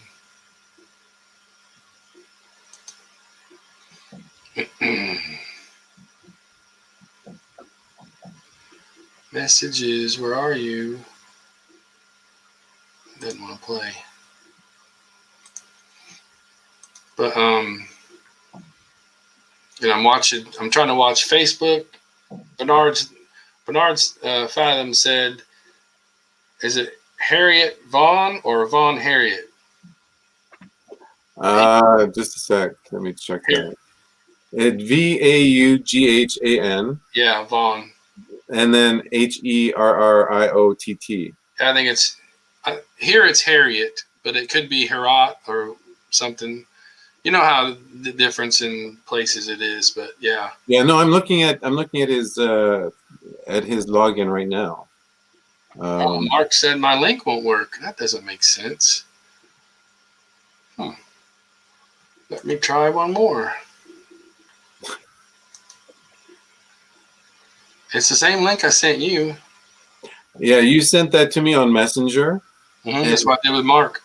And maybe is he on an Apple product? Because if he's on an Apple product, he has to launch Google first. Yeah, let me see. Otherwise, Messenger won't fire up, I think, properly.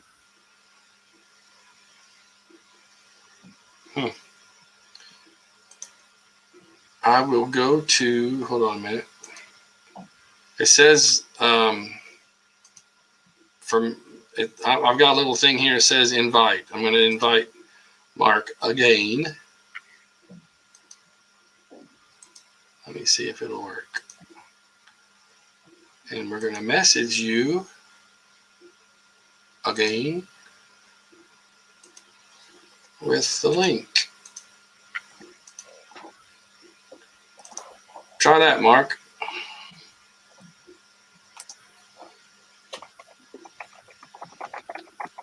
Yeah, I'm not sure what's going on with that. But yeah, he's got some really cool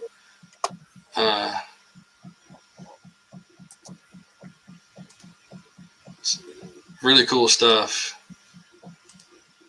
Check this out. That's what it was. His Yeah. That's the guy he painted. He told us in a few episodes back. Oh, up. Device is not connected. Mark is on, but it says device not connected. Come on, Mark. You can do it.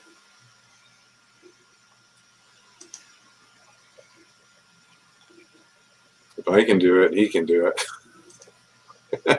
Well, he's been jumping in before, so I don't know what is going on. Let me see.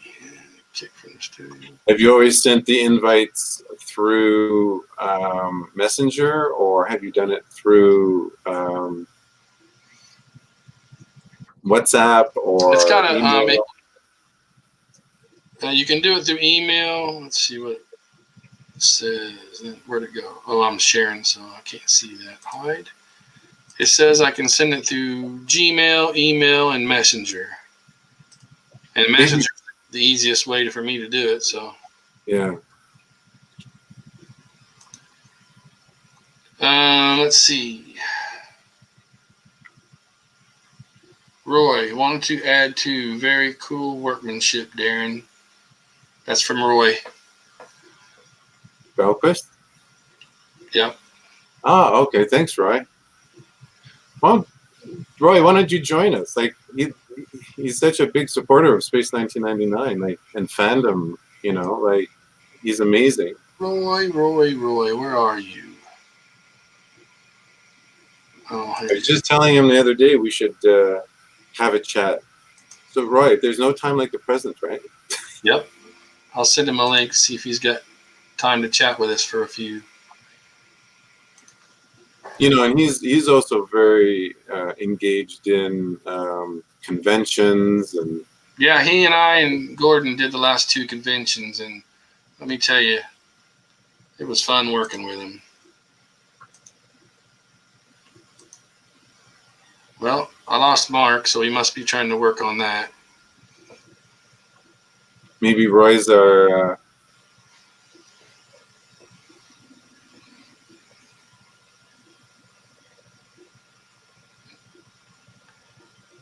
See if Roy can jump on with us. Oh, Mark made it. Hello. What have you Hey, been Mark. doing? Well, I lost Mark, so he must be trying to work on that. Can you hear me all right? Maybe Roy's our. So, yeah, mute your. There you go. Not your your mic, but your sound. Can you hear me See now? if Roy can jump on with us. Oh, Mark made it. Can you hear me? Hello. What? I can hear you, yeah, but you're must be trying to work on that. Can you hear me all right? Maybe Roy's our. There's a time lag.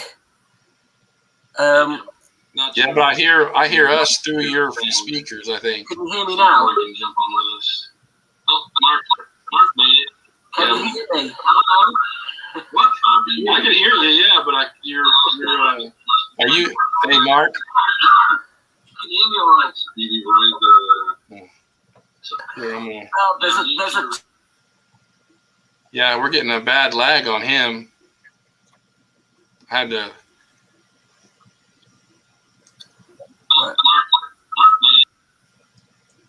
And there he goes. Bye-bye again.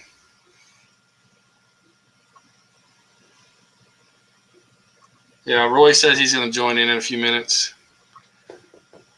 Yeah, I don't know why we were hearing ourselves in the background on him, but on Mark. He'll get it out.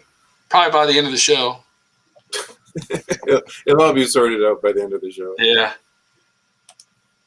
I'd probably get okay, Mark's back. Let's try it again. Can you hear me now? We can hear you now. There we go. Finally. Those first links that you sent me, Todd, just went to the generic website for StreamYard with no way to see you, nothing. It was just trying to ask me to log in and become a member of StreamYard, which I did. I put my email address in and everything, and it then sent me a 6-digit code to put in, which I did, and nothing. That's the same link I sent Darren, and he popped right in.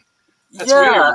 Yeah, well, the links you've sent me previously have worked straight away, but this time it didn't. And the first time I managed to come on about 5 minutes ago, it said that my camera wasn't switched on and my microphone wasn't switched on, but they were.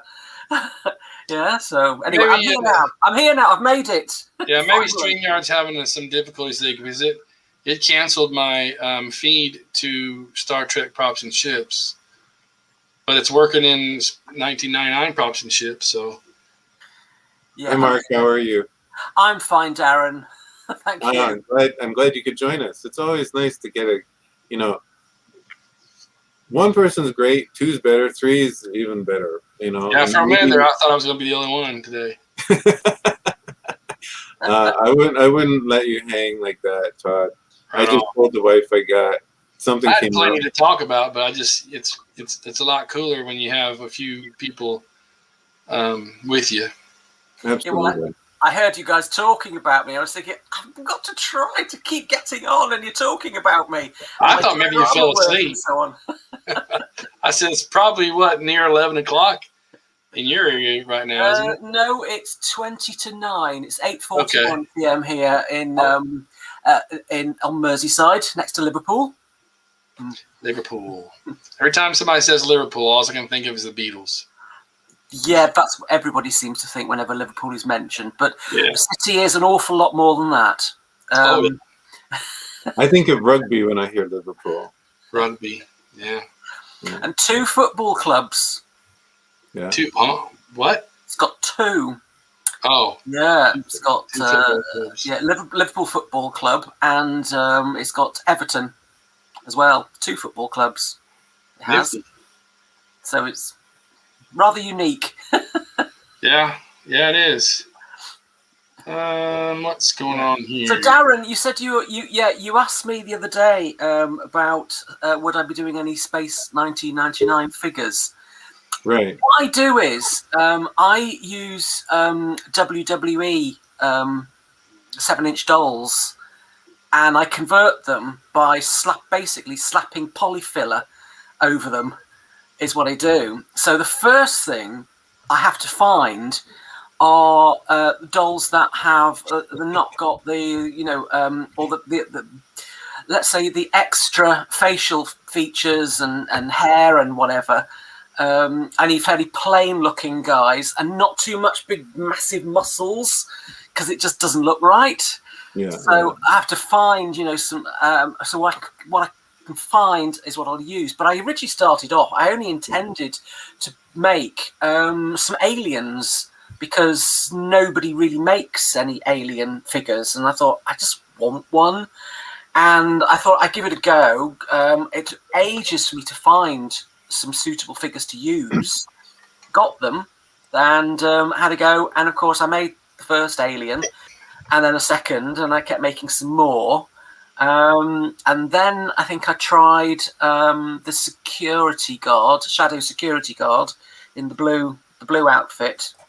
That worked. And somebody's already asked me, can I do one for them? And I've said yes, okay, when I get the stuff out again. And then I did Logan from Logan's Run.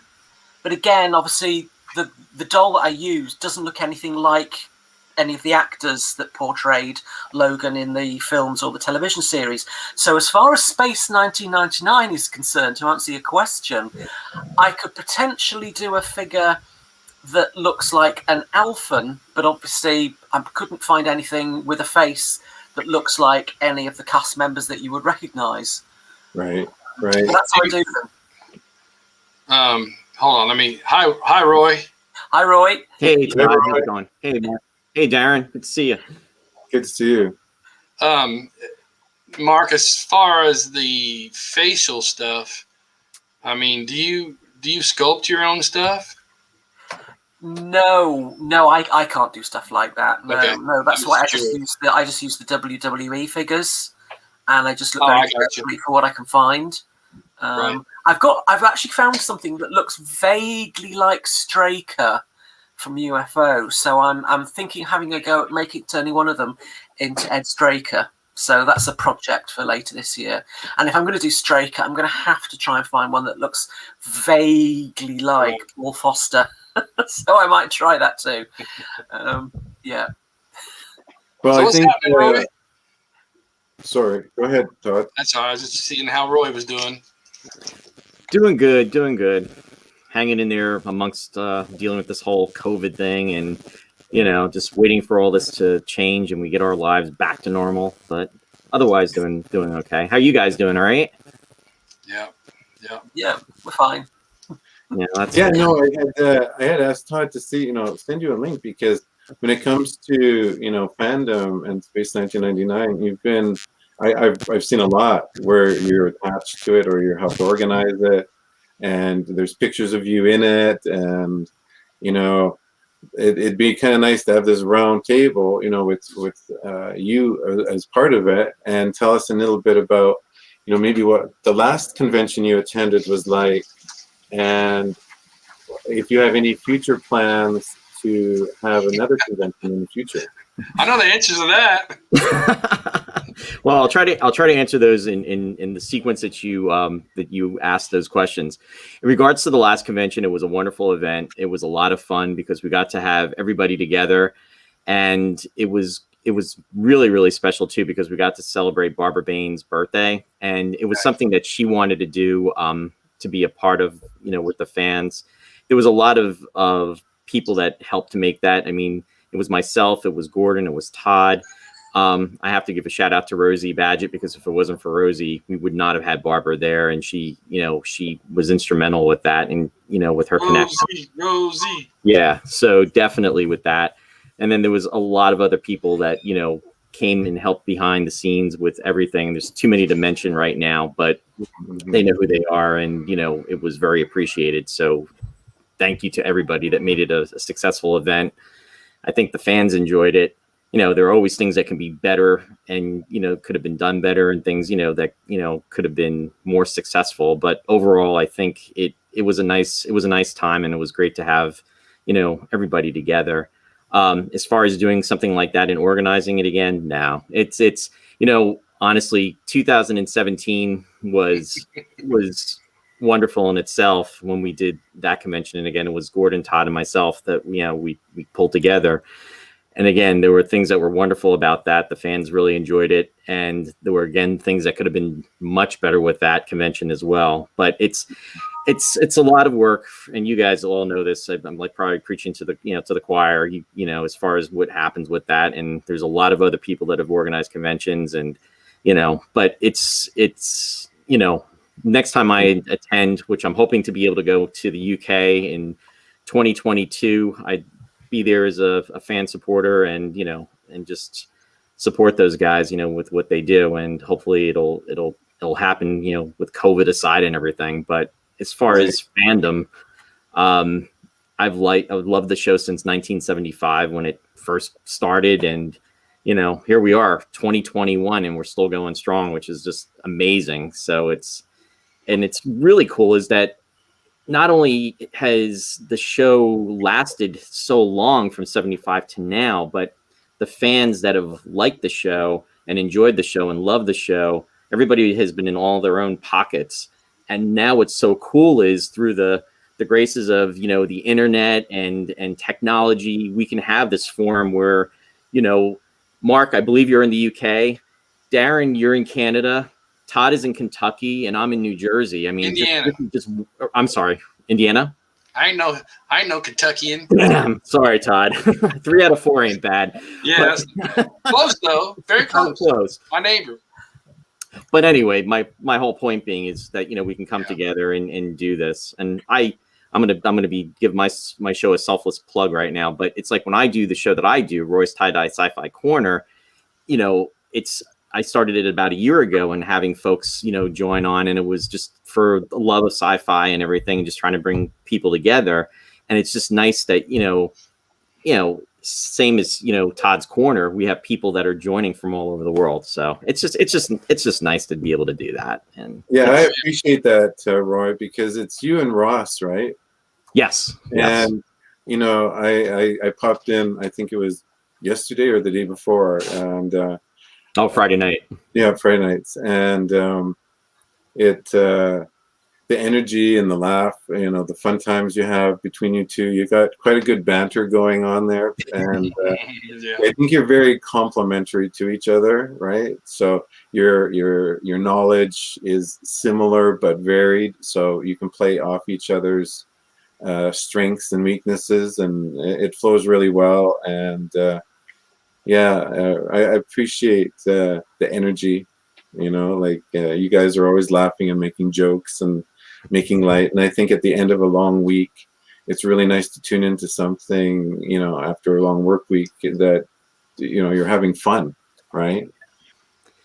Yeah, and that's the whole thing. I mean, at the end of the day, I mean, we're all older now. I mean, all of us, the 4 of us, are no longer like in our teens or 20s or 30s.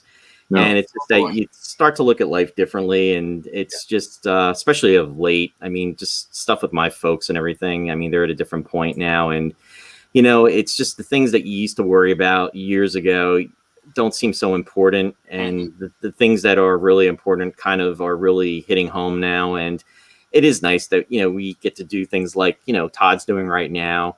What I've been doing, and other folks out there, other people do things like this too, and it's just it's great just to kind of reflect on this stuff and come together. So I appreciate your compliments, Darren, and so that's it is definitely a good thing. And if you guys like classic Star Trek, tonight at 7 p.m. Eastern time, I'm going to have Michael Forrest on an audio interview.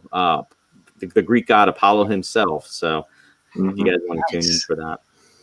And Todd, you have to let me know what's going on as far as down the pike, and I will add you to my shout out list, and we can let the folks know as far as what's coming and going on as far as your show too. And I'll add you to my shout out, so I can inform people too. And we'll spread the word. I need to do more of that myself. this is a huge learning process. Just Well, getting the system down, you know, because I'm the host, so I have all these controls and everything. So I'm like, oh my gosh. And I'm trying to watch Facebook because we're on Facebook Live, we're on YouTube Live. So yeah. it's a lot of work. But It is I a lot like of work. It's a lot of juggling, and Yeah. I remember the first time I started doing it myself. In fact, Captain Phil was my first guest host, and I love I'm that. thinking, what the heck am I doing? And I'm trying to do this, and nothing was working right. Facebook, I was trying to do. There was a time where you could actually do Facebook Live with multiple people. And I found out the hard way that doesn't exist anymore. And Right. not to put Facebook down because I love it, because that's where I broadcast the show. Even though I do have a YouTube page, I concentrate on Facebook. But it's Right. just that when technology doesn't go the way you want it to, it can be very overbearing. And it was a learning process. And it's just that things tend to evolve, and you get to a better spot. And we all learn as we go along. And it's just like anything. It's like watching a television show from episode 1. And, the characters are starting to get to know each other. They're starting to become more familiar with each other. And then by like episode 24, they've got the routine down. They've got their comfort zone. They have their camaraderie, my word that I always botch. And it's just that, it's an evolution. And you see that in any type of television show. So it's the same thing with this. I think, Roy, something that kind of it speaks to your point there, that evolution, is if you take the first season of TNG, how rigid the bridge crew, the major actors are. And then, by the 7th season, they're just totally comfortable in their skin, and they're really believable, right? Where in the first one, it's kind of like they're almost, use a Jerry Anderson, they're almost like puppets, right? They're so rigid. Puppets probably would have been a better, potential then. But speaking of figures, I want to come back to you, Mark, for a second, and because you are doing, like you did the UFO Alien, and Todd and I were talking earlier about 1612 kind of branching out into alien craft, and maybe there is an opportunity to branch out into alien characters, right? Like a Maya, a Mentor. There's dozens of them. Okay, maybe minus the Bringers of Wonder. If there's not really any wonder there for me, but some of the characters, yeah, absolutely. Because you could probably sculpt them and do a prototype for 1612. Possibly, but the only thing is how many of them will 1612 decide you have to buy a big, a large-scale moon buggy to go with them? Oh, now come on. Because when they did that, originally when they first announced the figures they were going to do, it was like, oh yes, I'll have that. And I remember, like others, I went on their website and I clicked on the link to reserve mine now, blah blah blah. And then they changed it, didn't they? So that the Koenig first one, the Alan Carter first one, you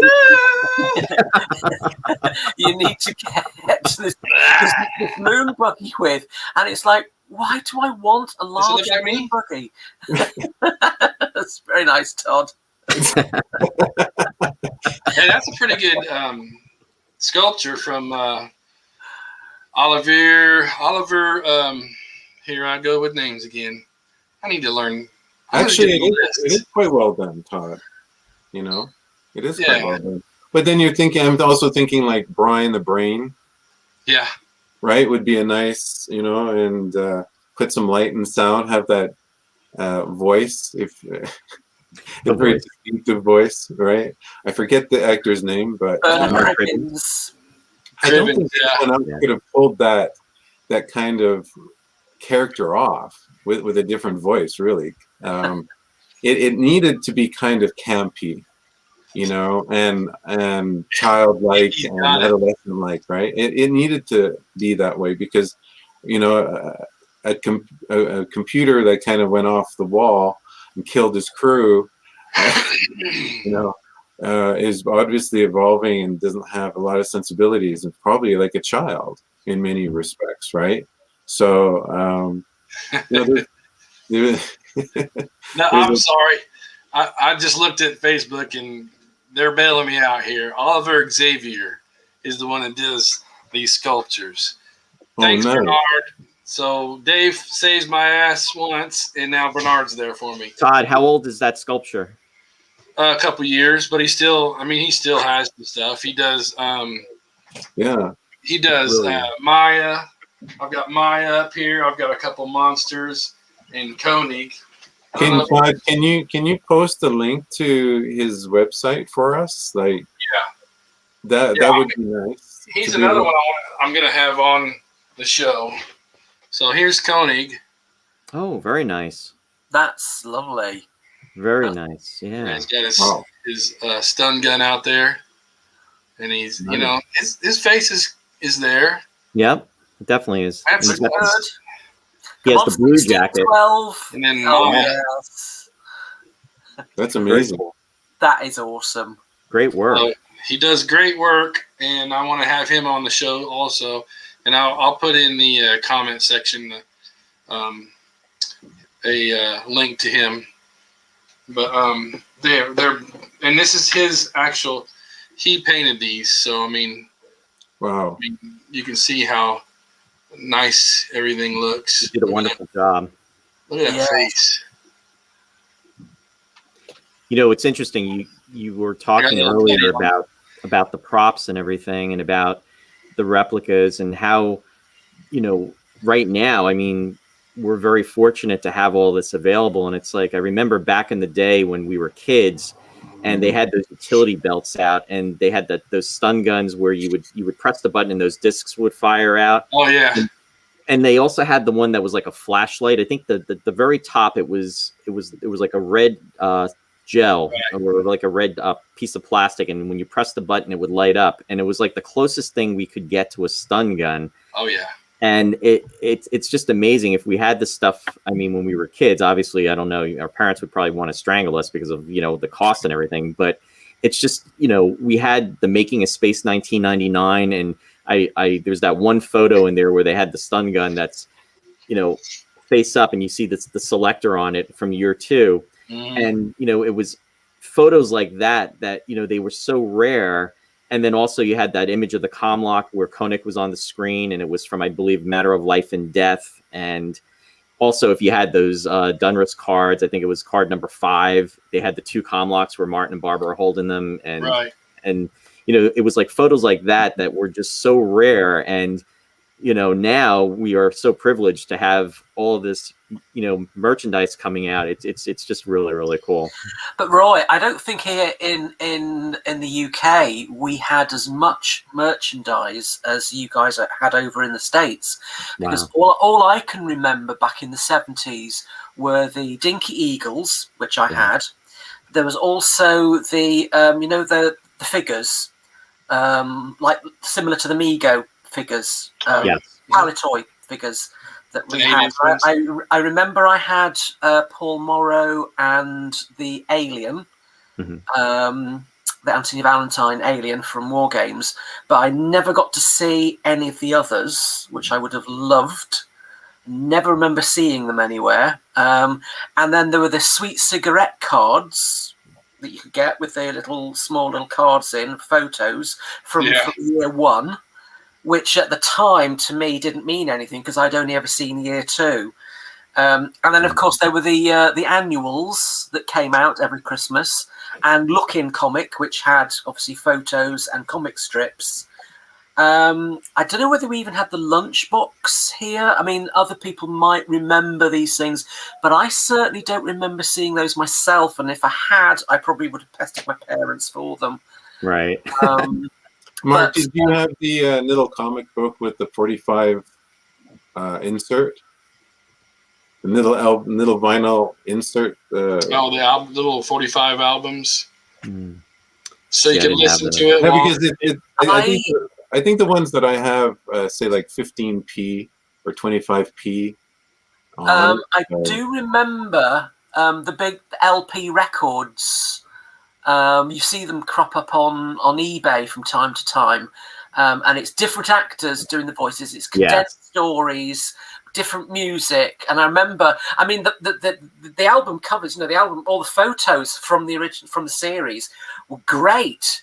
But I remember my father bought them for me, and we put them on the record player, and to find it wasn't the same music, it wasn't the same actors, it was like a huge letdown. But in those days when you didn't have video recorders, to have something like that, it was just slightly magical. So did you have the large Mattel? Like, who here has had the Mattel Eagle? No, you see, I don't remember that being in Britain. It might have been, maybe just I wasn't aware of it, but I don't remember them being in Britain. It's funny you mentioned the Mattel Eagle, because I remember waking up. It was in December. Well, it was Christmas Day, and it was in December of '76.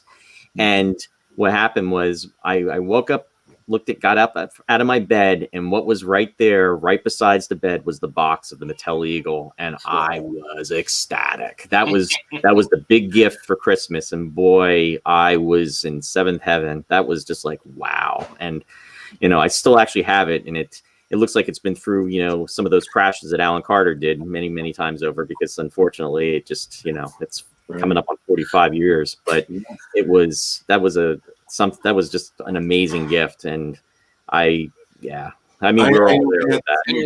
It was the same, maybe the same Christmas time frame. They said parents would say, "What do you want?" And I shot for the stars, because that was a pretty big item at the time. Yeah. And they didn't have a lot of money, but sure enough, under the tree was this big box, and I was the happiest kid. It was ridiculous how happy something like that could make you. But that and a little AMT Enterprise model kit that I had glued together in about 10 minutes flat. I was the happiest. So yeah, I'm glad we share some similarities that way. So yeah, and today, speaking of Mattel, the Eagle, Mike Reeder just, I think, posted some pictures for engines he's done for that. Mm. So those are available now. Yeah. Here, I'll share something with you guys. This is pretty cool. Let me get full screen. Let me go back to... All right, so I'm going to share this with you guys and everybody else. I'm sure everybody else has seen this lately, but I think it's just we're talking about it, so we gotta do it. So here. Oh yeah. Very cool. Yeah.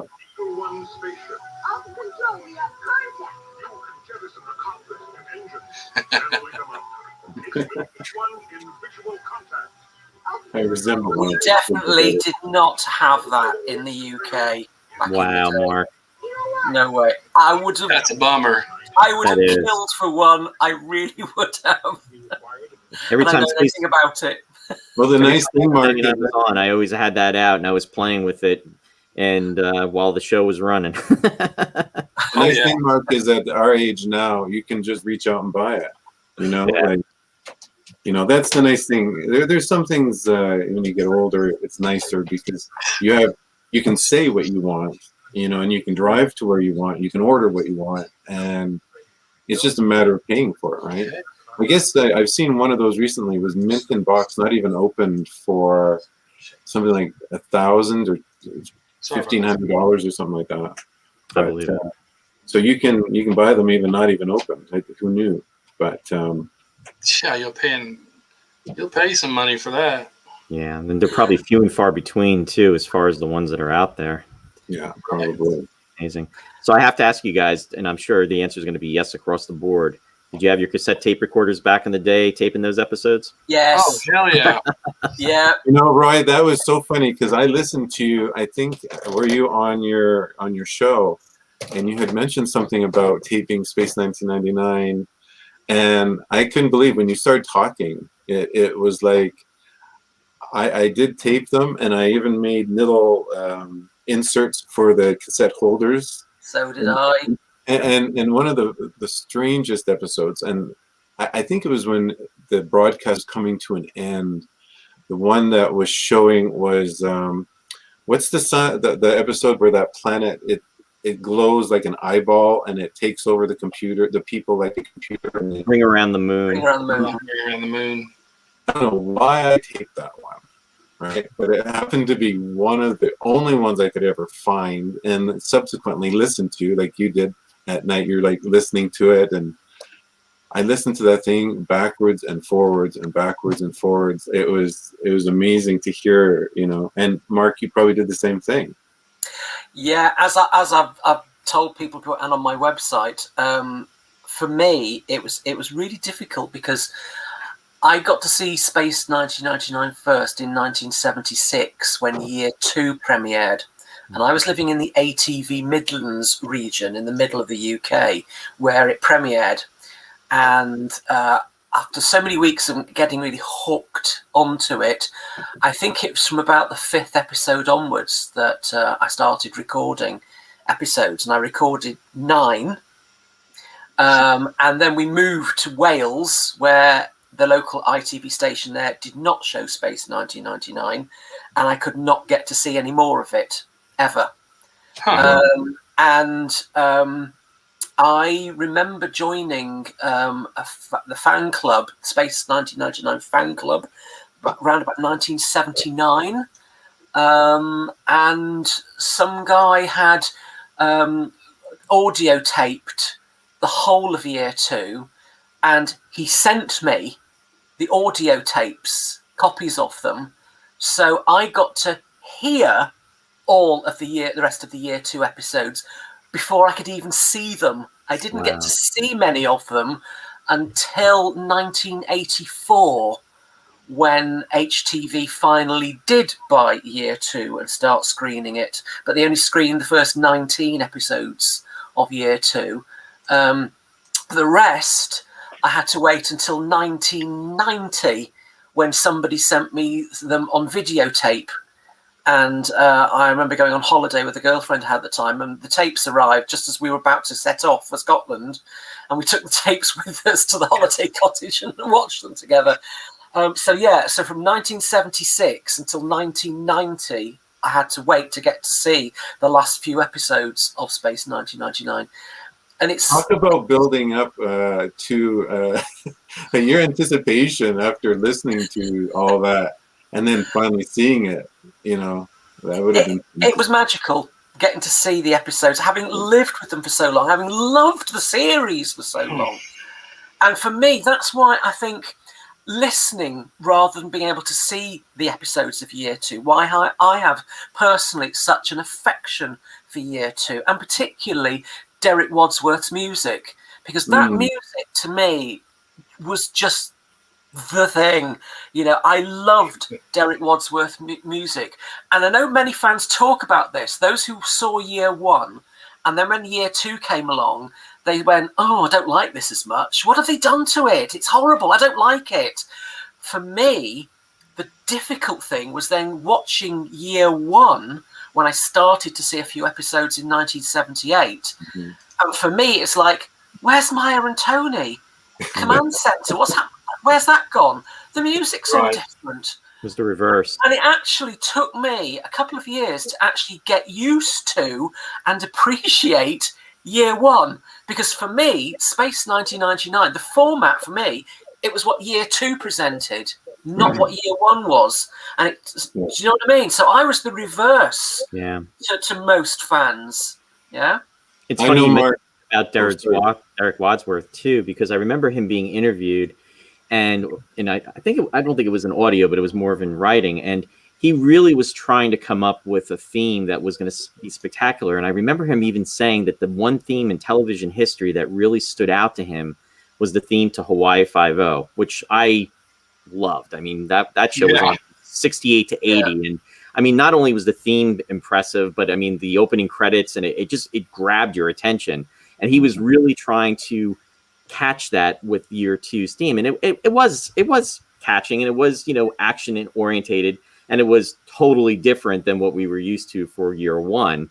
but it had its strengths. And I think that's really interesting, Mark, how your perception actually is going in reverse of what we always hear in regards to stories about, and it's such an old story, and then, where, and I hate to even say it, but I'll say it, it's the year one versus year two. There's some fans that feel that year two doesn't exist. It's a totally different, and to me, everybody's entitled to their opinion. For me personally, I embrace it as an entire series. It is Space 1999, all together, all 48 episodes. And then if you, Message from Moonbase Alpha, which, was a gift, Golly, the 49th episode.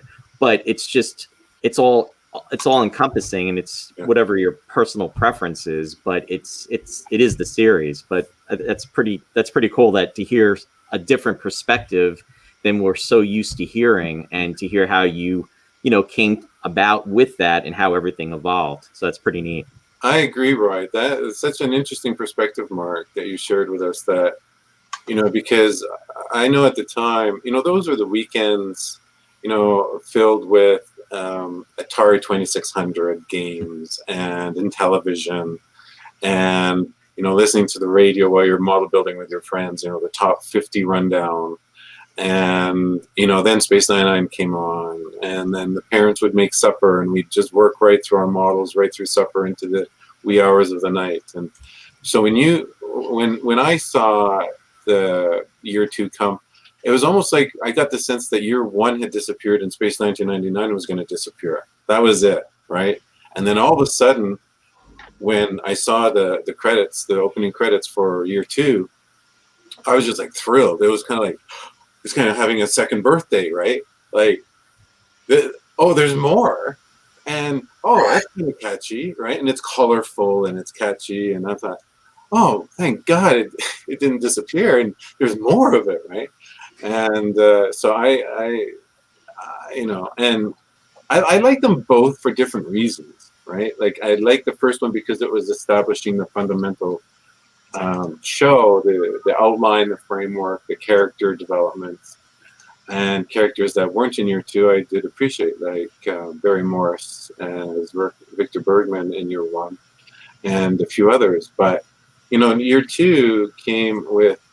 So year one, you could say it was very ethereal, very mind centric, psychic centric, where the year two was drifting a little bit away from the ethereal and spiritualistic version to a more concrete alien, right? And I think they're so good to see them both. Like, I watch them interchangeably, right? I don't say, oh, this is season one, that's season two, and I just, what do I feel like, right? If you feel like guitar music, then it's season one, right? And if I feel like watching an actual alien, it's probably season two. Yeah, definitely. Yeah, it really depends on what you're feeling. That's really well said, Darren.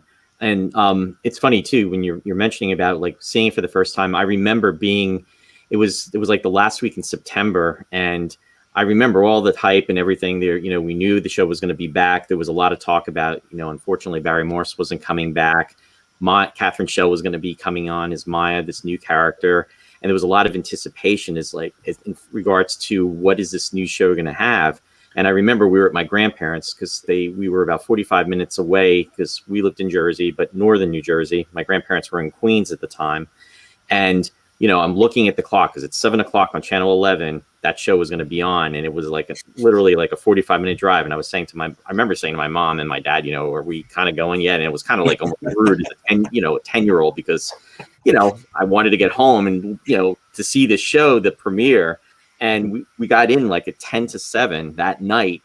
And I had my red Panasonic tape recorder all set. I had it by the TV. And then I'm thinking, what are the characters going to be? And then it just started up, and, the main credits came on, and it outlined what had happened with the series as far as the premise.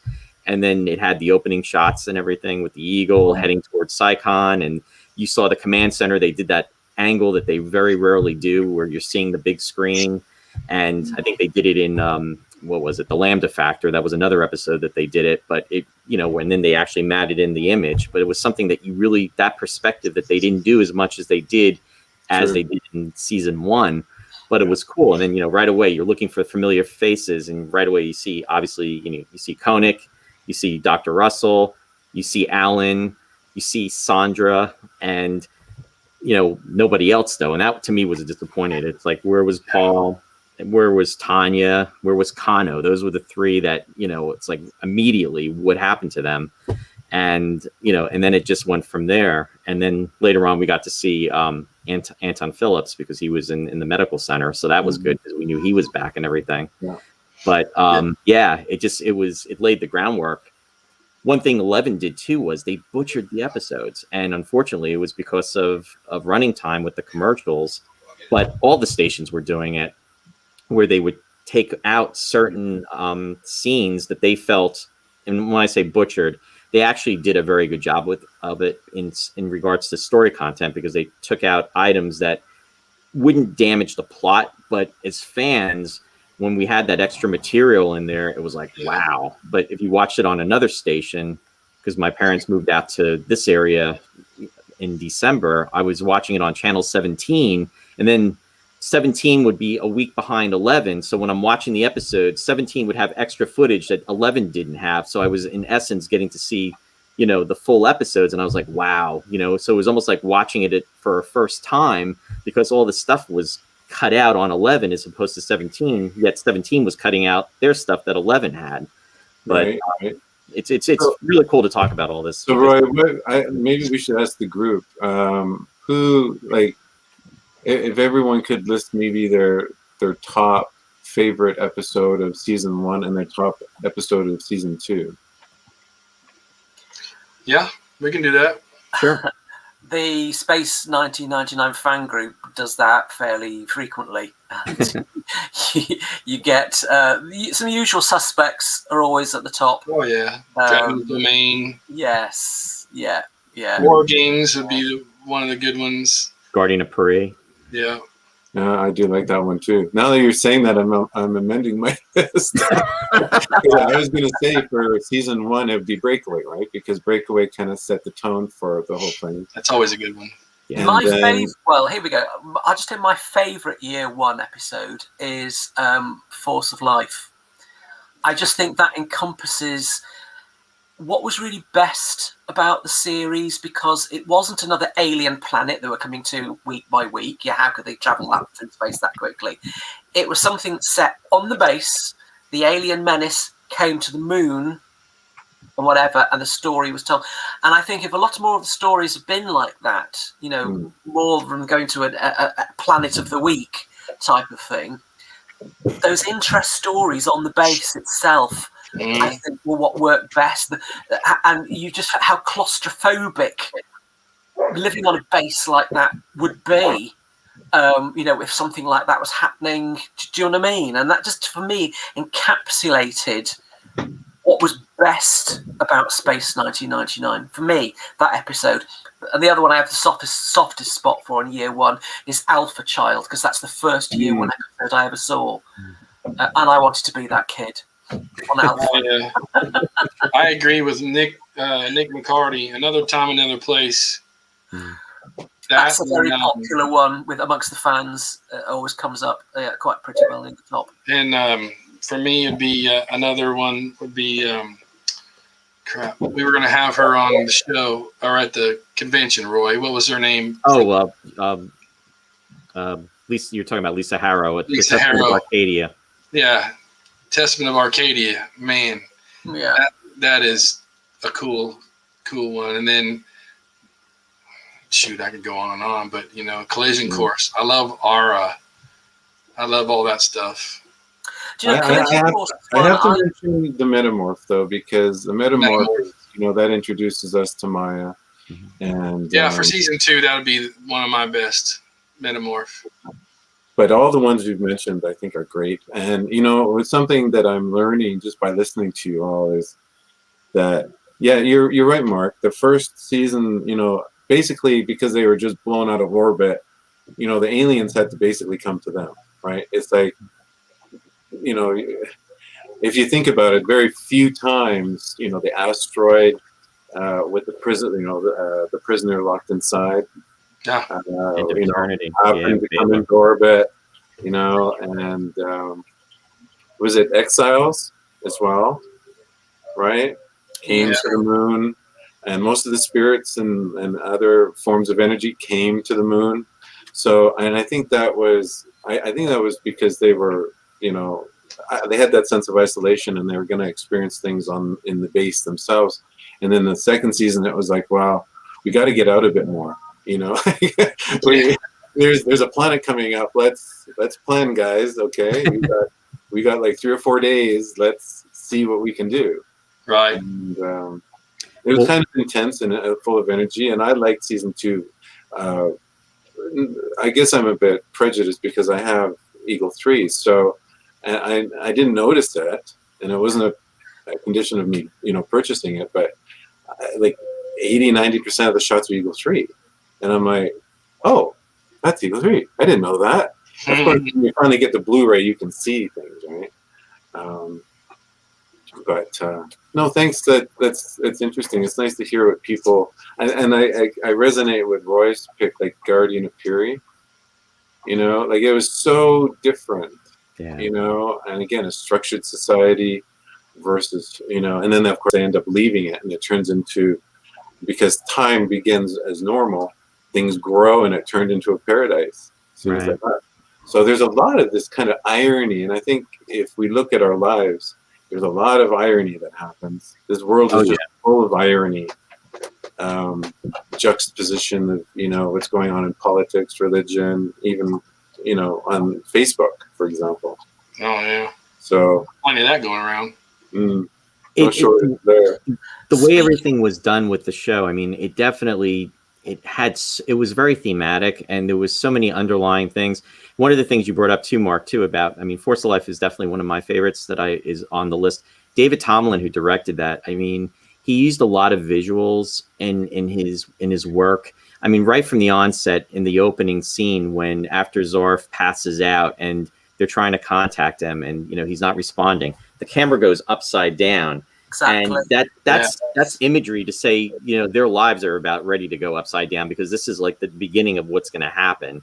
And then as even as different things are happening throughout the episode, and he's, the terror that he's causing, which isn't his fault. It's because he's possessed by this alien force. And again, the way they photograph, I mean, he's spot on with everything, and he really telegraphs it. I mean, it's a masterpiece in visually with what he did in that episode. And the other thing too is it doesn't have a happy ending. It essentially comes through. It needed the energy. It takes the energy. It's really, you almost want to say that it's bad, but it really isn't. It's just existing. It's doing its process. It's a force of life, quote unquote, that is attempting to evolve and to grow.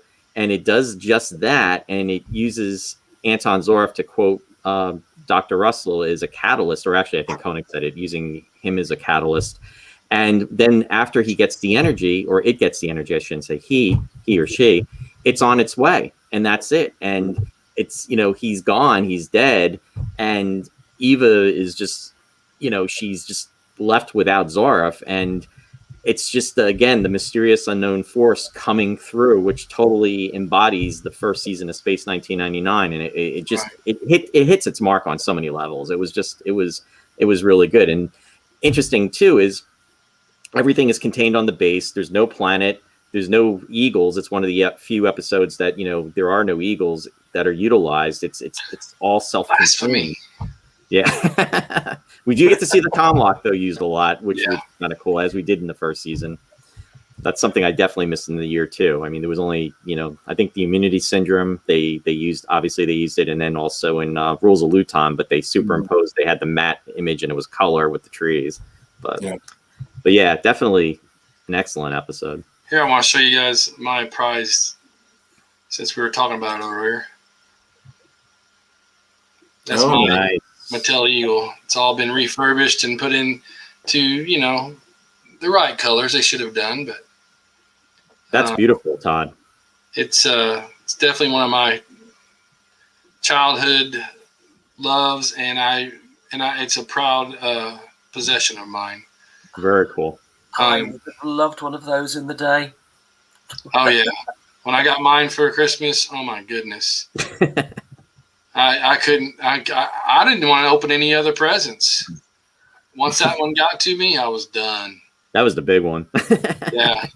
And they probably should have let me open up the small ones first, because it was definitely a great Christmas. Can I ask you guys something? You guys in the States, when Space 1999 was first shown in the mid-70s, how frequently did it get repeated going on from 1976 onwards into the 1980s? I remember that was a big thing, because it was, and Todd, definitely, I'm curious to hear, in Indiana. In New York, ITC was showing, or WPIX 11 was showing it. It was on in 75. It premiered, and they did this whole blitz. It was like every time you had Channel 11 on, you would hear that announcement that, this new series was coming on and everything. And it kept going. And then there was year 2. After year 2 was canceled, I think it was 78 that it went off. They put it on like at 4 o'clock on Channel 11.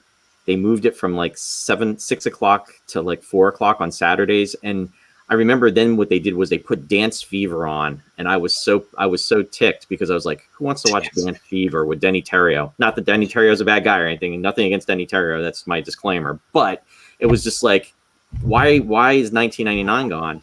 And then I would read in Starlog magazine how that the show was only 2 seasons, so shows that were only 2 seasons for syndication purposes were not were limited, because like Star Trek, we knew, was on throughout the 70s and it was still going strong, but it was 3 seasons and they were able to market it at a better pace. And essentially they were saying that it was the cost to run a show like that. And they said that, I think there was an ad or a column that said it might not be until 1984 where the rights would change, or there would be, the rates would be reduced. And it was really tough, because it was few and far between. There was, I remember, I think in 79, Channel 11 ran Mark of Archon, and we had a video recorder, and I taped it. And then they also did The Bringers of Wonder Part 1 and Part 2, right. And I was able to tape it, but that was it. And it wasn't until maybe in the mid-'80s that, and I hate to say it, but there were companies out there that were doing copies of shows that you could get through mail order. And I started sending away for them, and you can get them on VHS. I hadn't seen it in a very long time. And actually, I'm saying the mid-'80s. It was probably like 88, 89. The one thing that we had was, what was it? When they did the release with the 2, they put the films together. They did Destination Moonbase Alpha. Yeah. Sybil Danning was on it. She was doing an intro for that. Yeah. They did Breakaway, I think, in Black Sun. They did The Cosmic Princess. Mm-hmm. Also was a lineup, and they altered the music, but it was to be able to watch something was better than nothing. But that's all we had. It was that, and yep, there you go. Wow, yeah, that's it. That's it. Yeah. Wow. So it was like it was once it was after 78 mark, at least for my area, it was few and far between. 79, I think. Yeah, I wasn't sure how your television system works in the States, but certainly here in the UK, after it was shown in the mid-70s, some areas of the UK might have repeated a few episodes. I know that HTV, where I was in Wales, in 1978, they started showing some of Year 1 again, which is when I got to see Year 1 for the first time. But I only got to see only about 5 or 6 of the episodes, and then they took it off again. And it wasn't seen again in the UK until about 1982, 83, when ITV, then many of the regions started repeating Year 1, but I don't think many of them, if at all, showed Year 2 again, just Year 1, I can remember. And it was only as a one-off that HTV in Wales actually finally bought Year 2 for the first time in 1984 and screened most of it. And I think after that, we had to wait. I think it was 1996 or 1997, when BBC Two, the BBC bought it to screen. Of course, without any advert breaks and totally uncut. And we got to see them then. So certainly through the late 80s and most of the first part of the 90s, we did not get to see them at all. And you're right, it was those videos that came out from ITC, the Destination Moonbase Alpha, which I got, and Alien Attack, the other one, which had War Games and Breakaway spliced together, and Cosmic Princess. But of course, yeah, I mean, the playing around with the music as they did was a bit like, but it was, as you said, it was better than nothing. And visually, until they started coming out on sell-through video, which Channel 5 started, a company called Channel 5 first started releasing them on commercial videotape here around about the mid-1990s onwards.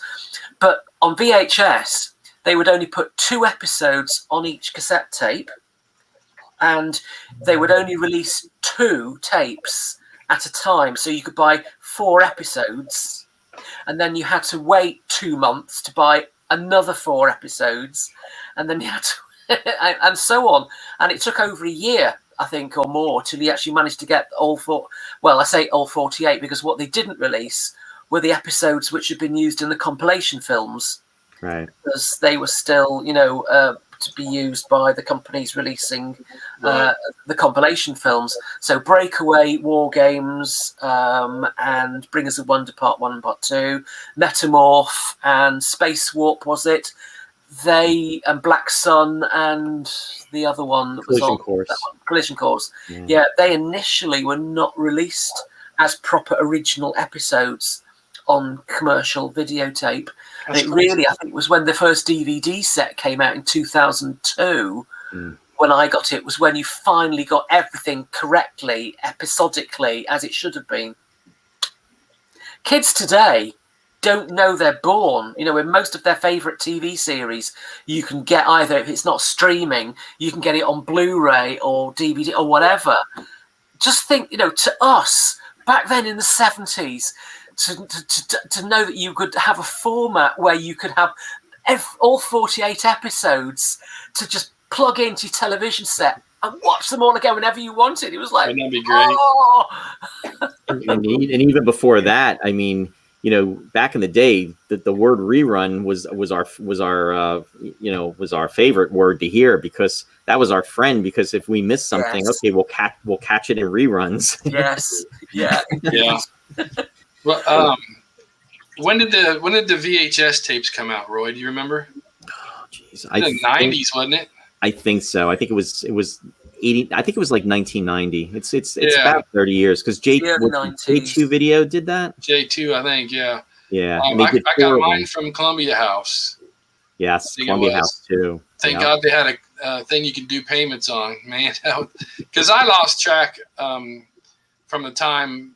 From probably 78, 79, I lost track because, I went through my teenage years and my 20s and stuff. So I did get the VHS when they came out and rewatched it, and it just started everything up again. Right. And then 99 is when that AMT Ertl released the Eagle kit again. That's right. I go stupid with that one.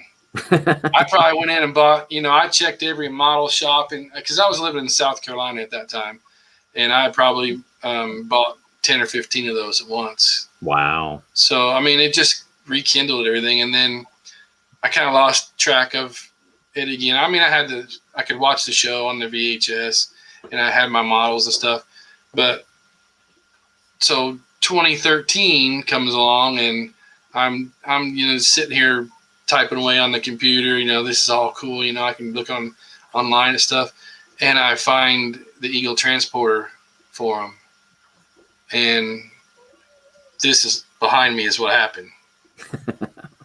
I went stupid, and I'm still going stupid, but yeah, I mean, Todd, you got an amazing collection. That's all I'm going to say. And Darren, your shop is amazing. And plus I forgot too that you have Eagle 3, which is very, very cool. That's got to be a prized It's possession badass. as well too. We're gonna have to do a show on just Eagle 3, Darren. Okay. You just We have can to do put it that. out, out in front, and just let everybody drool at home. You know. Very nice, Mark. Well, yes. it's like David said. You know, he likes to share his model. And I think most people do. The difference is that here in Canada, we don't have Eagle meets, or we don't have consolidated groups of modelers that have own replicas or originals to get together to display them, right? Like, there's just nothing here to do that, and you can't. We have like Calgary Expo, and you might have 500,000 people show up, but all those booths are worth thousands of dollars just because they're businesses, right? And it's not like, maybe it's different in the UK, where if you participate, they'll give you a couple tables to show stuff, and yeah, I think that's fantastic. But here, that's how come I have an open door policy. When I'm here, people want to come by, they're more than happy to, right? And take photos and take measurements, and I draw the line at molding, but that's typically enough people. Right. So this, when I was talking about the stuff we did have available in the UK back in the day, we did have the Airfix kits, the Eagle, which I didn't have because I had my dinky ones, but the Hawk. And this is my original Airfix Hawk, which I've probably got around about 1978. Wow. That's a good shape. That looks great, Mark.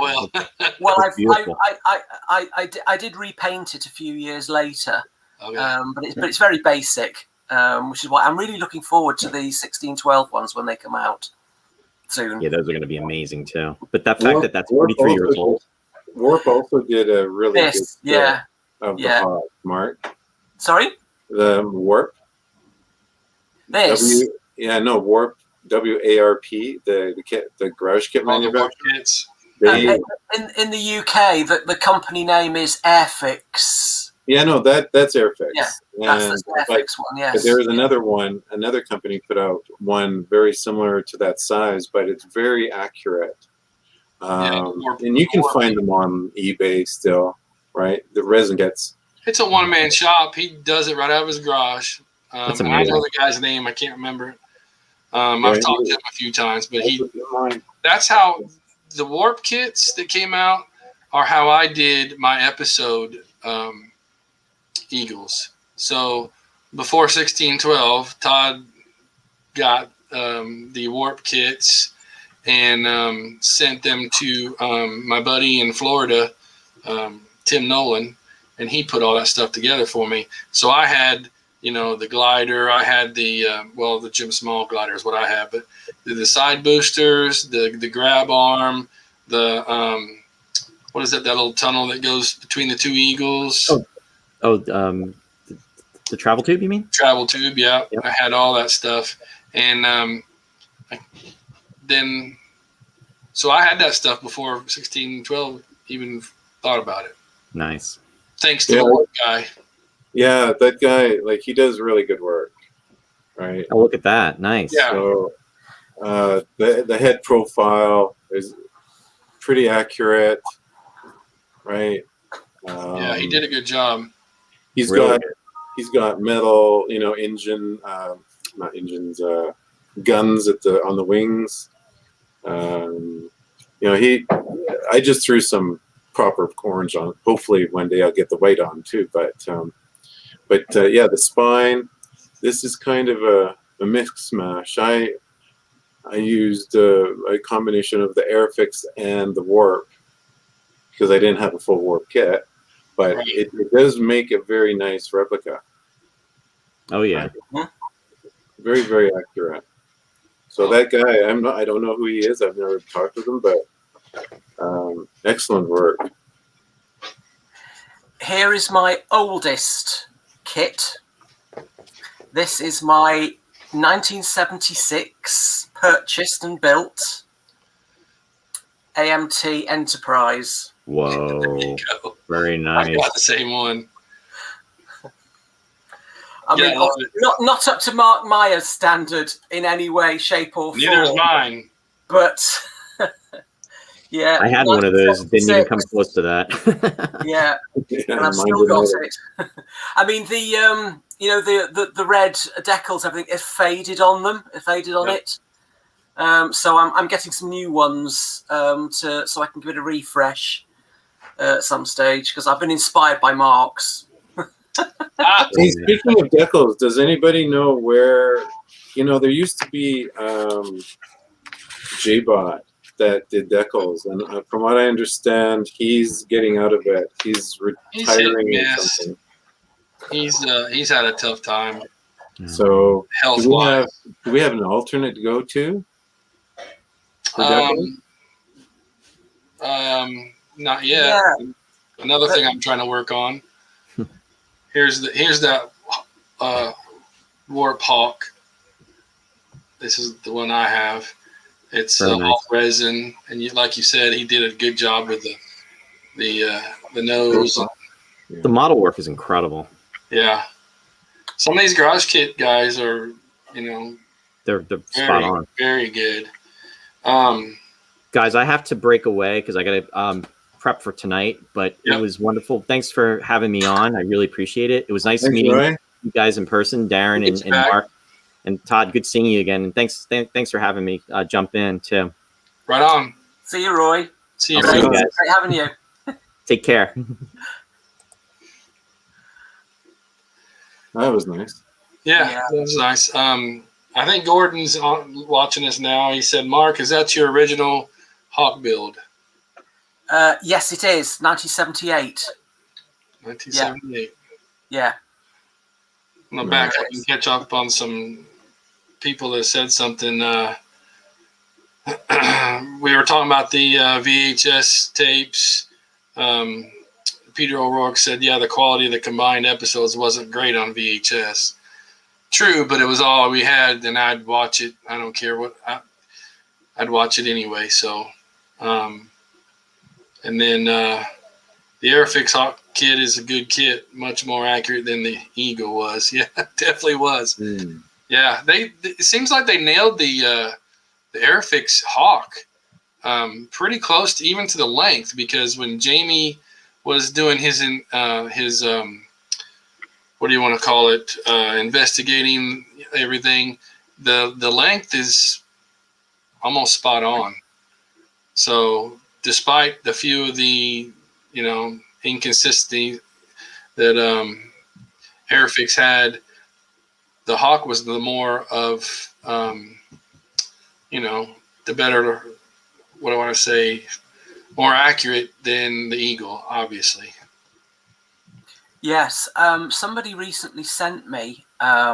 He said it was an Airfix Eagle. It's in bits. It's missing the landing feet. But I noticed that the detailing on it is very simplistic. The girder work and Right. what's behind the girder work. Mhm. Anyway, he had it in his loft, and he sent it to me a few months ago and said, "Do with this what you will." So I said, "Oh, thanks very much." So I've got it. It's in really poor condition. And what I was thinking of doing with it was doing it possibly as a crashed Eagle on a diorama set, so obviously it's in bits already. So I'll just distress it a bit more, I think. So the Airfix Eagle had a totally different box, which you'll see. What the heck? Where'd my share go? Here. Yeah, this is the Airfix Eagle kit. That's Same kit. what I remember. Same kit as Fundimensions, Ertl, all that. Same stuff. So it's just boxed. Yes. And I, if I remember correctly, MPC, Fundimensions, whatever you want to call them, own the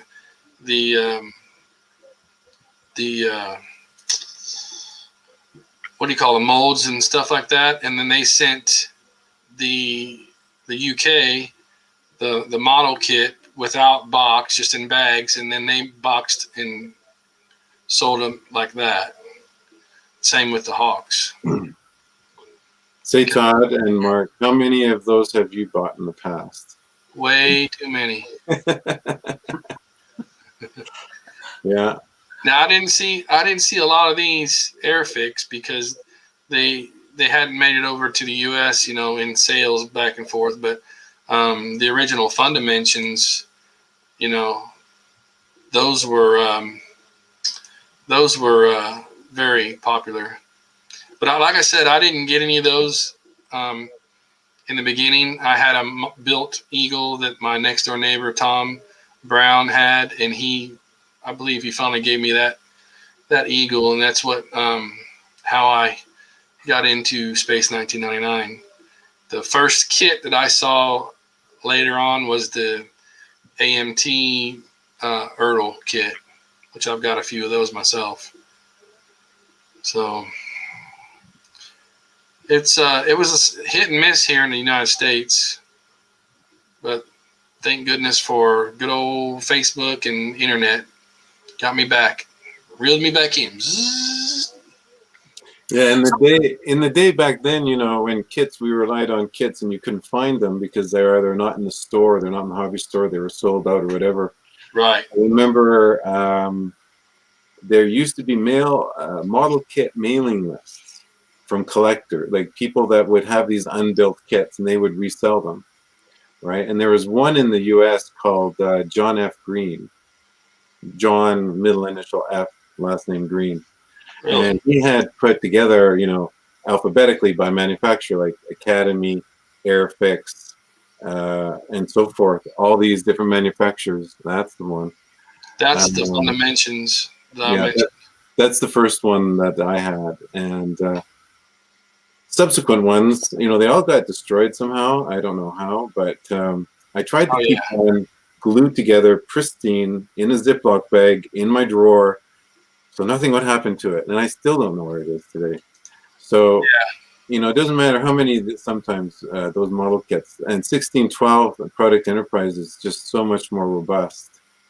I'm just glad, I think they're, from a marketing perspective, we're thinking about product, I think they are thinking more along the pricing lines going forward, because before, when they released the electronic launch pad information, it was just like you get the standard transporter and the launch pad, and then the other ones you could buy separately.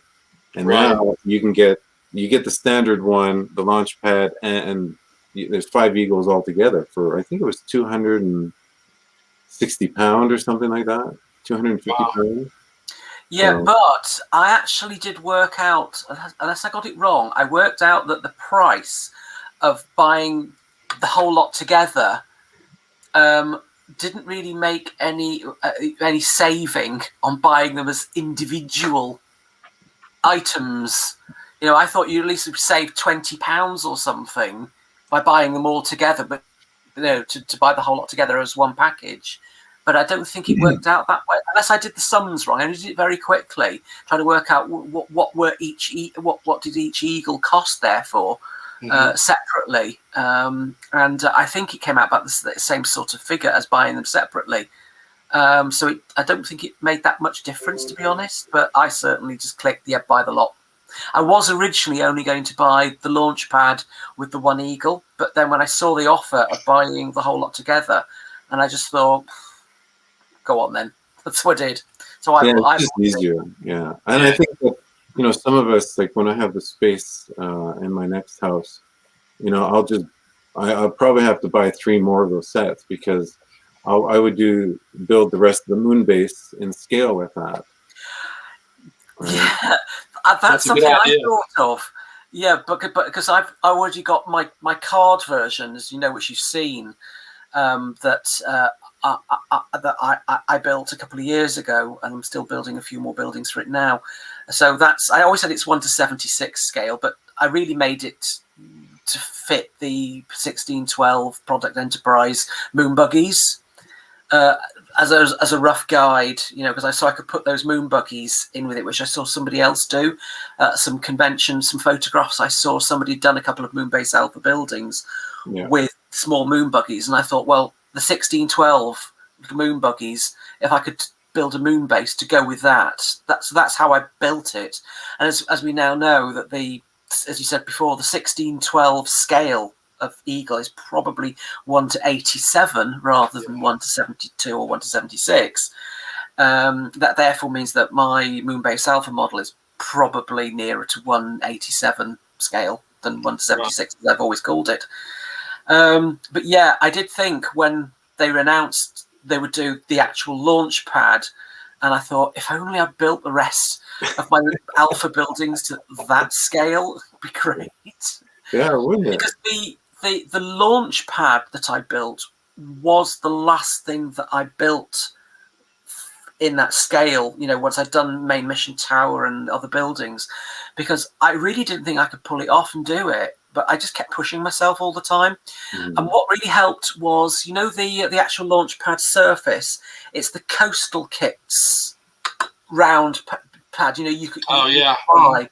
The only thing is, the only thing is that although it says on their website, when you're buying it, that it's suitable for the 1612 Eagles and blah blah. In fact, it isn't really, because the Eagles are probably larger than they should be for that size of pad. So when I built my launch pad, I had to play around with the dimensions a little bit. So the Eagle, when it's on it, the perfectionists will say the Eagle's too big for the launch pad. Do you know what I mean? Right. So I had to fudge it to get it to work. But for me, because I couldn't do that detailed paint job myself on the launch pad surface. And the other thing is that if I had done the launch pad to the proper scale, it would have been bigger than it actually is, and it wouldn't fit in my airing cupboard. So I would have nowhere to store the damn thing had I made it properly to scale to meet the 1612 and Eagles. Yeah. So here's one. I got to show you guys this. I don't know what these people were thinking, but who had one of these?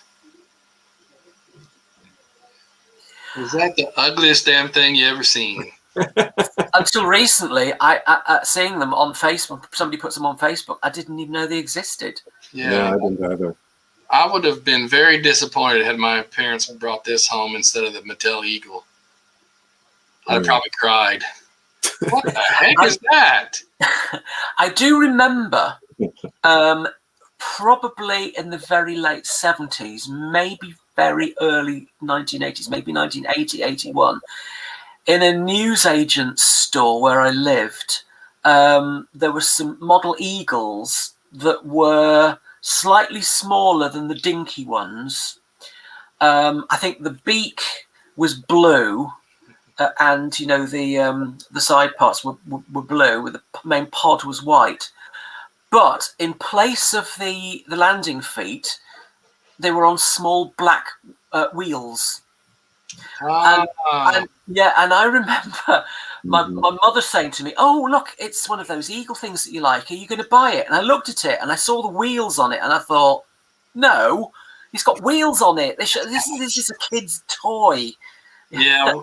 And it was like, no. That's the only other one I remember seeing, but I avoided it. Jordan is really good with that merchandise stuff. I know what you're talking about, but I can't think of it off the top of my head. But yeah, they also had the little Caldorian ship, and supposed to be a hawk, but it was not a hawk. That's right. Yes. Yeah. I don't remember seeing those in the shops. Again, only the photos that someone put on Facebook in recent times. Right.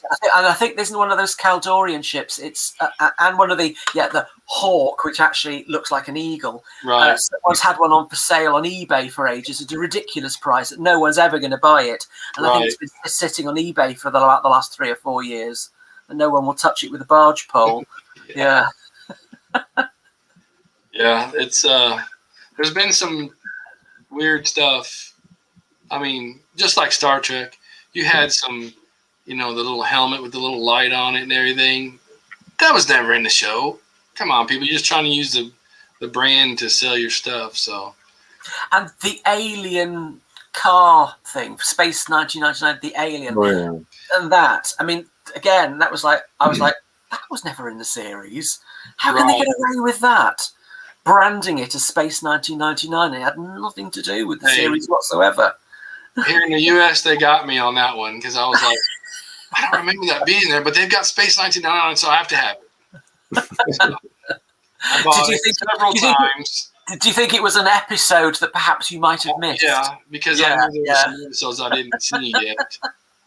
So I sure as hell bought it, and I still have it in my collection.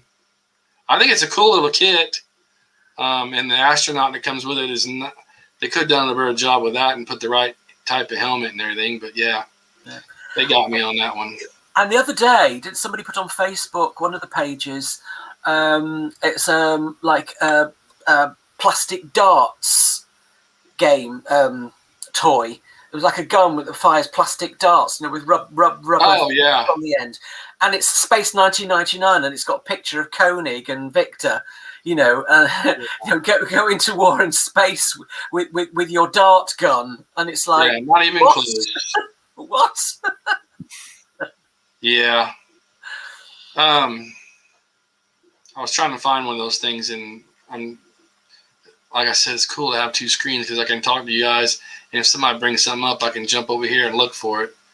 But I'm not finding what I wanted to find. Maybe I'll pop it up on the next show we have, because I'm gonna have to get going here soon too. But yeah, you've been on 3 hours now. I know it goes so you don't realize it. This is your longest one so far, Todd. I bet, yeah. Here we go. Here's what we were just talking about. I believe, you know what? The repop that they did, Jim Small did this artwork. Yeah. So I have that. You see the helmet and the alien and everything. They got the orange, the uniform kind of close. But yeah, sure as hell thought that this was in an episode I missed. So I sure as hell bought it. They got me on that one for a while. And then when they did the repops, because I heard in the through the grapevine that if the repops did well, then we might see the 22-inch Eagle. So I bought a bunch of these, just Plus they threw some autographs of Maya in there, so I had to try and get mine, which I did. I got one, and the Eagle with Alan Carter on it. Those repops, they did very well from what I hear. So, but yeah, that's Jim Small did the photography for that kit. He built this kit and they put that on the box. So I like it, but it definitely wasn't a Space 1999 item. It looks more like it could have been in Moon 02, which Catherine showed. That's what the helmet looks like. Was something from Moon 02 or something. I love that film. Yeah, you know how they are. They just stick stuff in there. Todd, I'm gonna have to head out too, guys. So it's been great seeing you, Mark. Thank you, Todd. You too, Darren. Yep. Right, guys.